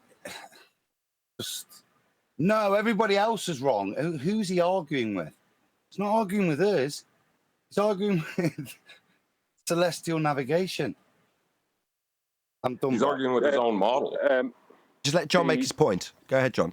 Can you leave the diagram up a second, Adam? Because I want John to make his most devastating point to date in regards to Glenn's claim that this model is how it should be done. What is this model again, John? Do you want to carry on where you left off? Well, this model is a contradiction to the celestial sphere model that they're supposed to ascribe to. This is not that. Yeah, can I just say about it's a mutation of that. That's what it is. A mutation of the celestial sphere model they're supposed to adhere to. But this diagram here, I'm going to start with other diagram, then I'm going to reference something else that was said a minute ago. This diagram here, he has of this diagram, and that is these two parallel lines going to his sun or star, right? That's why he's left out. When I showed it that way, it was called a straw man argument by his side, right? Because I brought those lines to their big, huge sun. But his other one, if you have it there handy, Adam, the one where he shows all the parallel lines hitting the globe out, have you got that one there by any chance? Yeah. You see the way he also hasn't shown the sun in that one. So he's given the impression that the sun only hits this much of their globe. No, the sun in their model is huge and it's covering all one side of the globe at all times. Right? That's where these parallel. Otherwise, you wouldn't have parallel lines. It's not a torch. You know what I mean? It's not a torch that you turn on that's in space. It's a big, huge, massive thing with a huge diameter, way huger than our globe. So he's left out the actual visuals of it, which would show how ridiculous it is. Because this was my point. Where is the GP? That's why he made this. Where is the GP, Ruhif? You know, he's just placing in, that's the GP there. No, there is no GP with parallel light rays because your light source is way huger than your globe. So it's covering all one side all the time. So there is no GP. There is no GP. And the third thing, and I'll finish then, is the man who said a few minutes ago, I don't know who it was, just heard it, that the angle is conceptual or whatever. Yeah, but the height of eye correction that you make from the deck of a boat or ship brings the vertex of that angle down to the surface of the water. And that straight line is a straight line measurement from underneath the boat all the way to the GP of the celestial body. So it is conceptual, but the measurement in distance is always correct and it's always a straight line. That parallel sun rays model that was just up, that one is also a violation of the celestial sphere model. That's contradictory to it. I don't know why they would assert such nonsense. Well, they being Roofy in this instance, but there's plenty of other examples. But Brian's point stands. If you've got a bigger body, how can you claim with parallel light rays that it's over one particular section? You need a local light source to be above one particular part of the land at one particular time in order for it to have a GP. This description puts the GP everywhere on one side of their claim to be planet. There is no GP based on this diagram. Brian's absolutely right. Go to what I'm saying is for there to be a claim of these parallel rays, you would need to be able to acquire the angles to assert they're parallel. You need the flat plane celestial sphere model. Where is that? Because this is not that. Right. They haven't even moved a plane out to this outside tangent point in this instance. It's just a complete violation of their actual model that it's based on, which is the celestial sphere and a flat plane. Nathan, go to Master B. I got a picture to complement Brian's picture. It includes the moon as well. Okay. Brian, you can comment if you like, but it's pretty obvious. If you're going to say parallel rays, there's also parallel rays going beyond the Earth in their model. And in this case, it's showing it's hitting the moon. And then on the dark side of their model of Earth, the moon is reflecting according to their model. But as we know, John just stated, you violate angle measurements from the surface of a curved Earth in the first place. So none of this is true. Right. What angle? Yeah, exactly. You know what? This is off topic. I mean, maybe it's going to be the dumbest thing you guys heard me say, but I just thought about it. Does light get dimmer in vacuum chambers? No. But why would they assert that space is black I don't because think you there's can no? have. I don't think you can have a ray of light in without a medium. You're ray? incorrect. Sorry. Not to say that light doesn't exist Hold on. without. Hold on. Hold on. You've already laid down a claim, my friend. Ray? What's that? A beam of light. And is that how light performs? Is it's in a beam? No, depending on what type of light, if it's like coherent or incoherent. Light that's incoherent or coherent? What? Yeah, i.e. a non-point source like laser beam per se versus a light bulb. You have a beam of light versus an array of light. There's no such thing. Like when you say ray, people think of like a ray that has no divergence. So that doesn't exist. Right, rays are a conceptual idea, typically used in computer games, actually. Right, and even actual lasers eventually diffuse, right? At a fast enough distance, the small beam will become really big. It will widen up. It will weaken, because it's impossible to get that's dependent on the medium. Parallel. I mean, The light isn't dependent frequency on a medium. of- It doesn't need a medium. It has a medium. The medium is space. It's the less matter it has to go through, the stronger it will remain. Right? That's how it works. Light can go through a vacuum perfectly, no problem. Well, you're talking about light attenuation or light attenuation. But what about the inverse square law? Like, because even if it was completely a vacuum, the beam would still diverge. I just want to state that they know the distance you are from with a GPS receiver, which uses microwave signals, microwaves is just one step away from a laser, basically.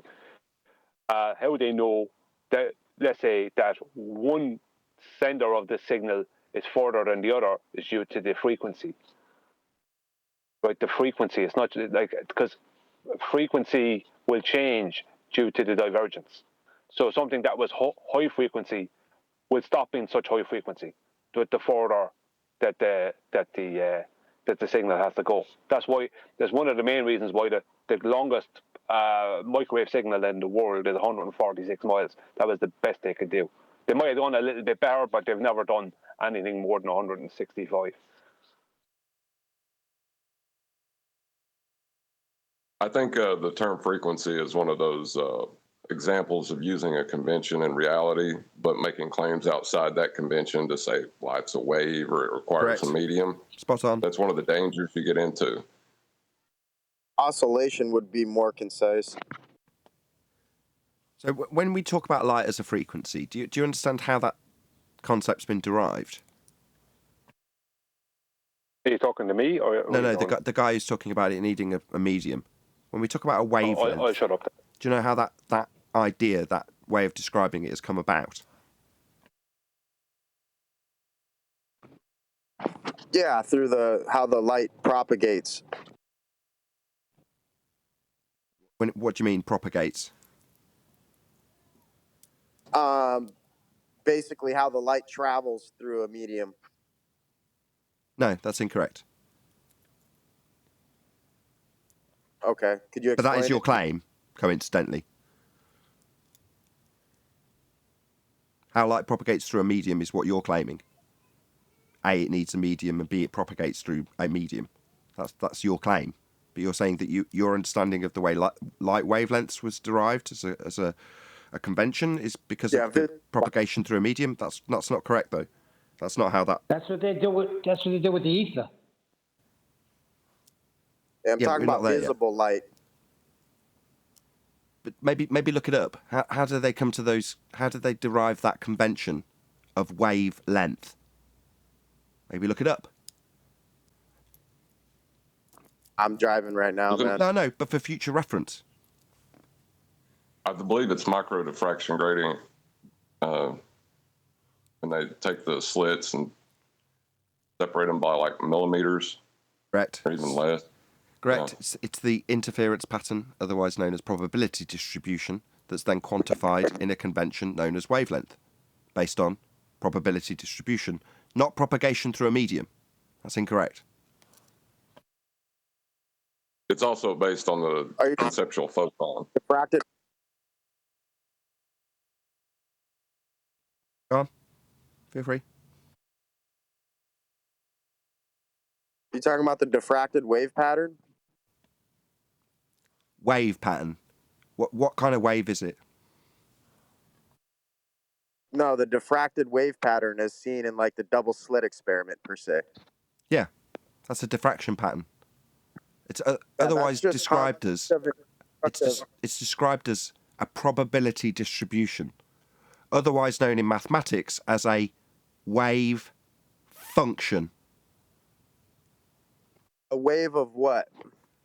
A wave of probability distribution when described mathematically as a wave function. That's the mathematical term for probability distribution, not propagation through a medium. Yeah, but to say that light is a wave and it also travels in a wave. It isn't. You're not picking up what I'm putting down. Wave function is a mathematical term. There are no waves. There is no medium. That term, wave function, describes, third time, distribution of probability. Not waves, not mediums. Right. It's mathematical pattern. That's why it's a function. You said it yourself, diffraction pattern. That's the pattern, right? What wave would be involved? No waves. None. Just whether or not it's likely to hit a point 1, 2, 3, or 4, or 5, if there's 5 of them in those bands. That's the distribution of the probability where it'll hit next. Sod all to do with any medium or anything to do with waves whatsoever. Wave function, that's probability distribution, yes. That's how you get your wavelengths of light. Sod all to do with waves, though. Actual waves like you get in the sea. Or things that mediums would be described as for light to travel through. This is a misapprehension from many a flat earther because they don't understand what probability distribution is and have reified a mathematical term, wave function, into mediums. Also, it would help to say probability distribution of a particle, to be more correct. Yes, correct. I should have put that in there, but I assume it's inferred by what we're describing. But you're correct. So you think it's a particle? Say again? Particle wave duality? No, it's not. No. There is no particle wave duality. What wave? I've just gone through this 4 times. Do you think light is photons traveling? It is. Why are you laughing? That's the convention that's been tied to reality through measurement. That's what it is. Photoelectric effect. You ever heard of that? Oh, yeah. Yeah, I'm still here. Meanwhile, it's not a wave. Your whole argument isn't about whether or not photons are real. It's about whether or not we've got a wave, medium you're describing it as. And I'm saying, no, this is just a flat earther misapprehension disseminated by they who will not be mentioned, who I have most definitely corrected them on this, but they still propagate it out because they don't understand maths. Wave function in this instance.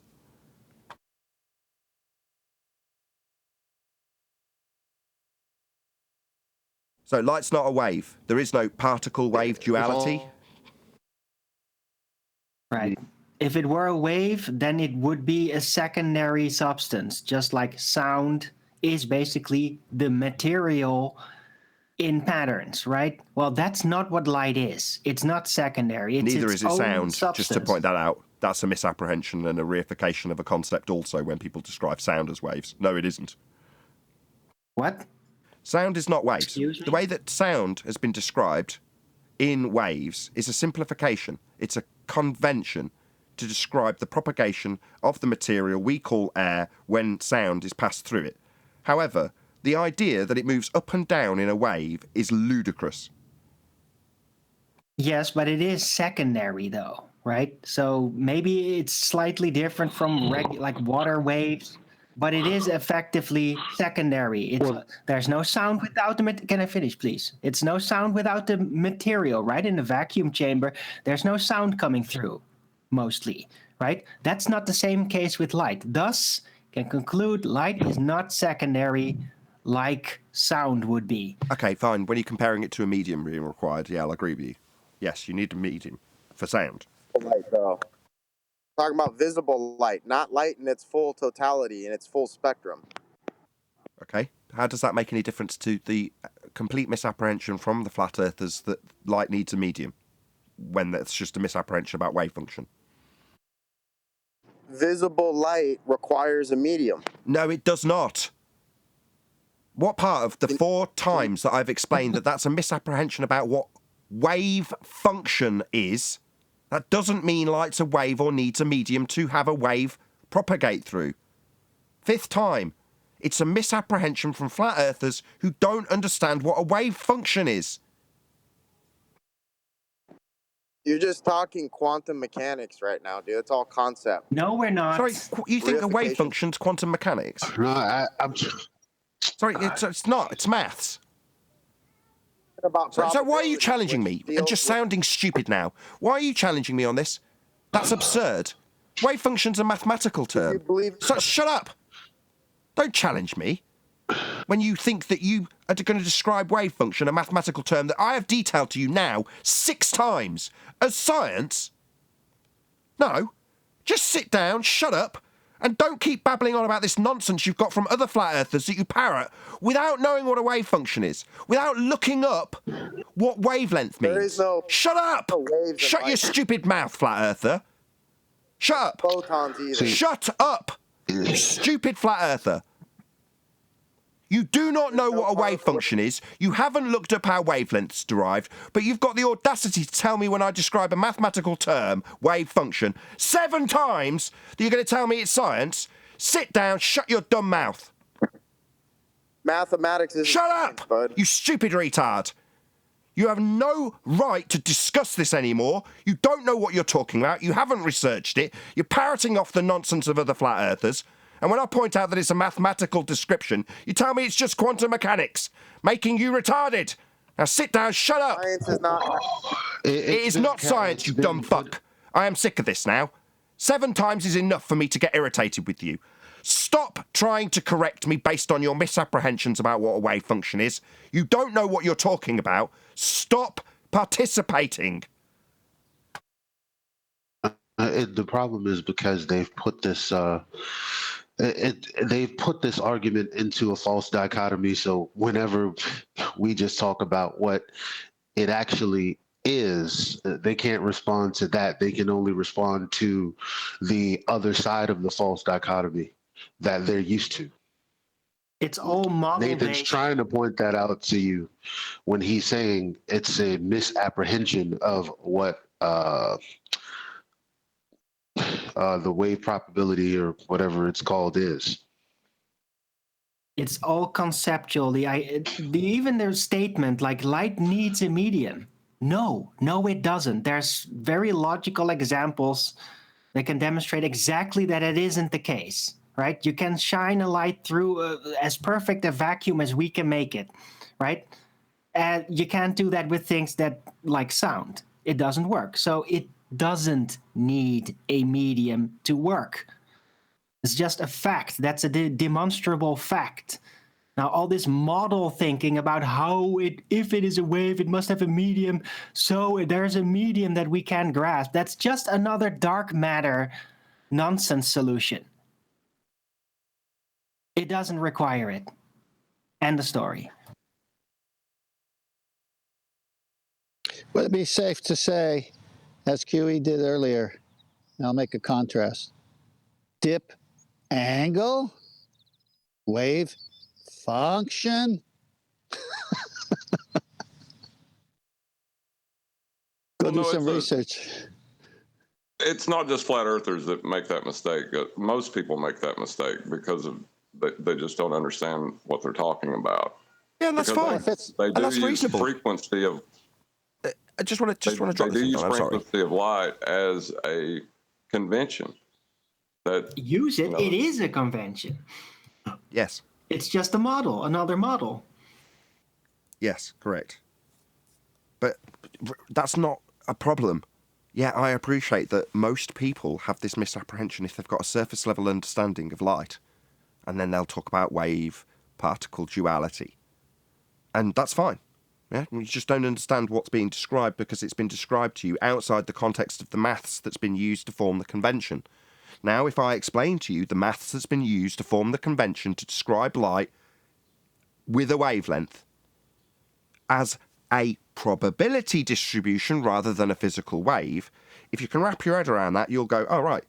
So not only is it not a physical thing, even the description itself, the convention itself, is just a concept, just a means of describing something that actually happens with light.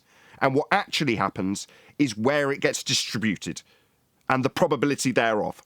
Sod all to do with light waves, because there aren't any light waves. It's nonsense.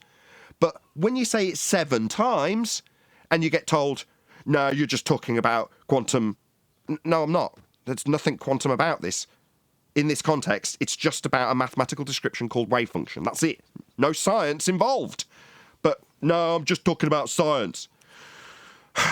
Yeah, way to ignore the 6 renditions of the fact that it's a wave function, a mathematical description to get your convention that's been reified into a wave. That then, what, needs us to describe how the sky is that medium called ether in replacement of space? Oh, what do you know? That sounds just like a false dichotomy fallacy that we should all be arguing about. You argue space is ether. I'll argue space is an empty area that I can travel to the moon through. And nobody will mention that space isn't real and it violates the second law of thermodynamics because you'll be too busy defending ether. Why? Well, because light needs a medium, doesn't it? So we've got to have ether. No, we don't. And no, it doesn't. And you don't understand maths. And you fell victim to a false dichotomy, and you're arguing this crap that you've got no evidence for in the face of somebody who's claiming gravity and space-time, not pointing out how wrong they are, just arguing for some nonsense that some other flat earther told you. Yeah, that's going to serve you really well in debate when you argue about bloody ether. Why? Well, because incoherent dielectric acceleration is basically God, like gravity used to be. So let's argue about how godlike this force is. It's amazing to me that you're still on the photon thing, but yet you see science has lied on so many levels, but you're still willing to accept photons as the answer for light. All or nothing fallacy. What? All or nothing I fallacy. don't accept the You're just a photon. Doesn't mean it's a fallacy-driven wave. machine. Yeah, I don't accept it. Fallacy. All or nothing fallacy. Shut the fuck up. I don't discuss light with flat earthers anymore. That's been my policy. Let me just state this. Huey, can I ask you a question? A wave is not what something is. It's what a medium does. And number 2, let's say we go up to that Sandusky, Ohio vacuum and we put a pitching machine in there, right? And we drop that sumbitch all the way down to 10 to negative 6 torr. And we remote control that pitching machine up. Are you saying that fucking baseball's not going to fly across that fucking chamber? Because it needs a medium? Fucking bozos. That's it. Huey, can I ask you a question? Hello? Hello? Yeah, can I ask you a question? You want to ask me a question? Did my question just get resolved? The one between the dip angle correction, by the way? You're pitching a no-hitter right now. So let me ask you a question. It wouldn't be the first time. Let's get some control. Go ahead, Tenth. In the absence of what, question mark, do we use mathematical conventions? In the absence of what do we have to resort to mathematical descriptions? And then reverse the question, because we have something, we don't need to use mathematical conventions or descriptions. How would you answer that? That sounds incoherent to me. Me too. Mathematics and it's just language. Let me say it another way. If you have to resort to mathematical descriptions, what are you missing in reality?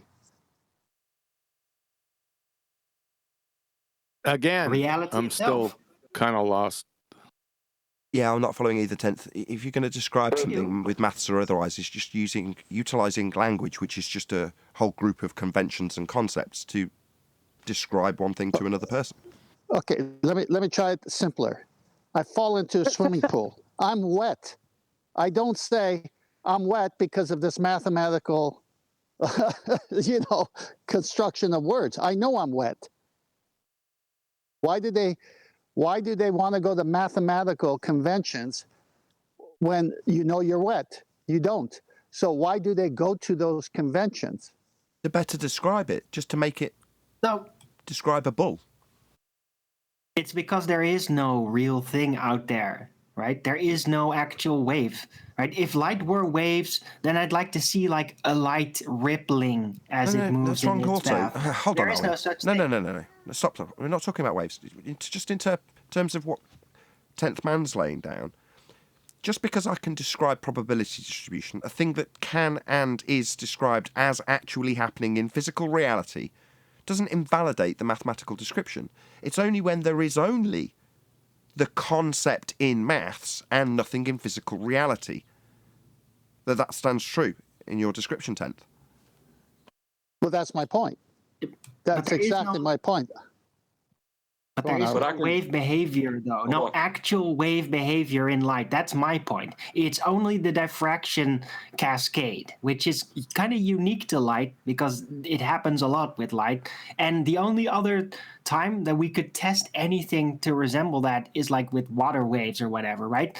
That's why they called it a wave pattern, because it reminded them of that sort of situation. But it's not a wave-like substance. It doesn't behave like a wave does, right? Other than the diffraction cascade. Let me take it. I want to address 10th's point because go on, John. You can use words to also describe something that's not happening. They do it with gravity all the time. Thank you. That's exactly my point, because when Rumpus says it only exists in the maths, that means it doesn't exist in reality. Correct.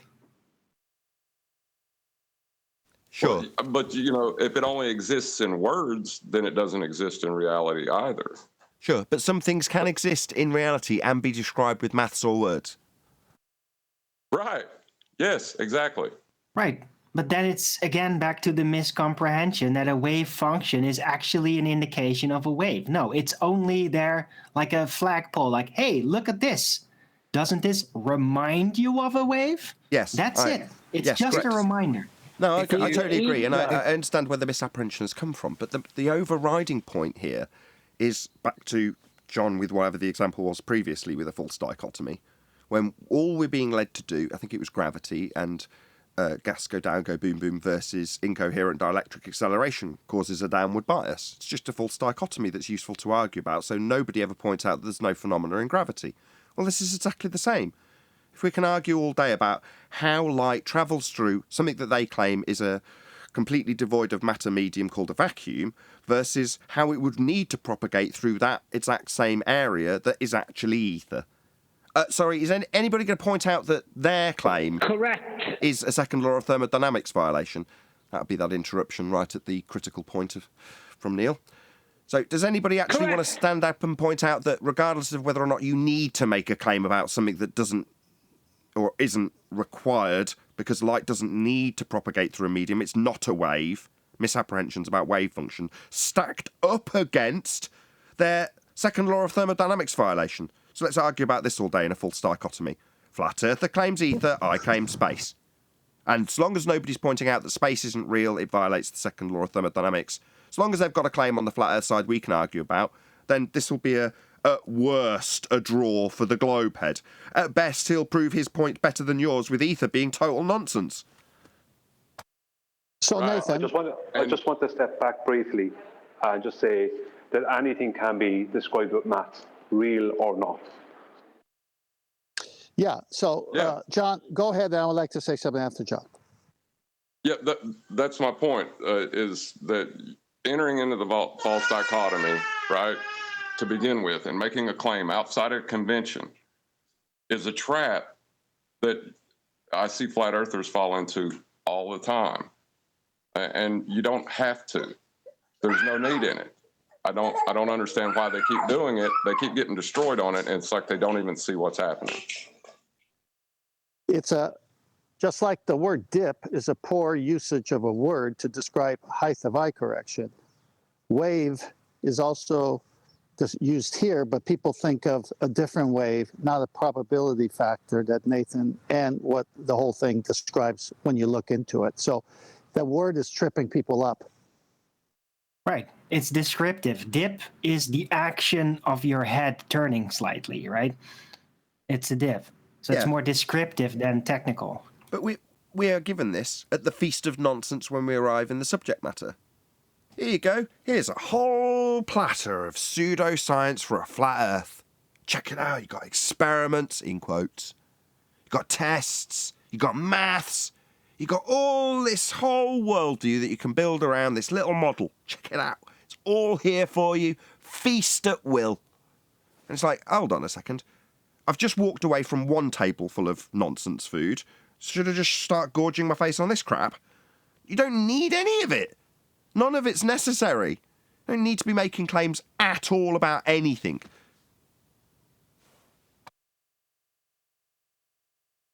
Right, it's just going to be distracting, that's all. They have a positive assertion the burden of proof is on them. So it's far more advantageous to them if you take on the responsibility and burden of proof for a claim that you don't necessarily need to defend at all, so that you've got a nice false dichotomy for them to argue their point and you to argue yours. Wouldn't it be much better if you go, I don't know what the sky is? I mean, I know we must have containment. There's gas pressure here. I mean, it's an antecedent-consequent relationship. It's not an agree-disagree point I'm claiming. It's just a fact of nature. Gas pressure requires containment. I'm not going to debate that point. What I will debate is you and your fundy belief in a second law of thermodynamics violation sky vacuum. What's that you say? It'd be much easier if I just claimed ether and we argued about that. Yeah, but none of our brethren on the flat earth side appreciate that. They want their faith in ether. For what? Well, to the advantage of the people disseminating the information because they were the first to find it at the feast of bullshit. That's basically it, isn't it? They got there first, started stuffing themselves with this nonsense, got really fat, and then decided that everyone else needs to feast on the same nonsense. So they disseminate it like it's true. And everyone laps it up because it's being fed to them by a fellow flat earther. Well, what's even better than that is the false dichotomy with models. Getting you to claim a model when they're using a flat earth model themselves. It's like we've never pointed that out before, that their model that they're invoking, the celestial sphere, is a flat earth model. That's a big elephant in the room. Yeah, in fact, I just posted 2 slides in Master V a few minutes ago. Can you go to the one that shows the box, Nathan? I'd like to comment and give kudos to John for really attacking this from his point of view. Ditto, it's up. Okay, so what we got here is the way celestial navigation works. You got a 30-degree altitude of that star. I'm sorry, 60-degree. It's small on my phone. So then they minus 60 from 90 to get 30, and then you times 30 by 60 nautical miles, and the GP of that star, where it's at, the subpoint, to the observer is 1,800 nautical miles. Well, how do you know the distance of nautical miles? Well, you need the co-altitude, which is the observer's zenith, which is also a vertical straight line, plumb line of the observer, just like the star has a plumb line. And so you create a box. And so the co-altitude is the zenith distance you see on top, but it has to match the bottom, the shape of what you were taking the angle from, because it's a box, and it must be a 90. So it's right here, right in front of everybody, to see how celestial navigation works. And yet they want to say you have to make a correction for a geometric horizon that doesn't exist. Well, fine, you want to do that? You're still going to have to end up with a flat Earth because it works from a 90. You can't have a 90 on a curved surface. They lose big time here, John.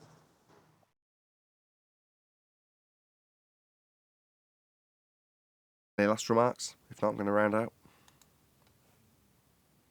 Nope. With that, I'm going to say another huge, massive, enormous thank you to both Discord and G Plus panels for making today's after show possible. And of course, a massive thank you to all of you in either Nathan Oakley 1980 or Nathan Oakley Premiering streams for hopefully smashing the super chat, liking, commenting, sharing, subscribing, hitting the PayPal link, joining as a Nathan Oakley 1980 channel member, and all that good stuff. I've been Nathan Oakley, and I will see you all in the next video.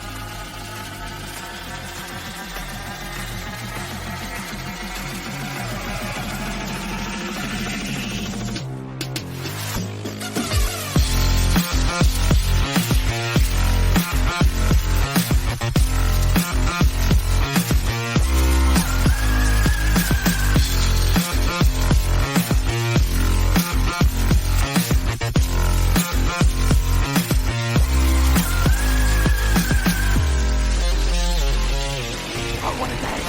What a lovely day!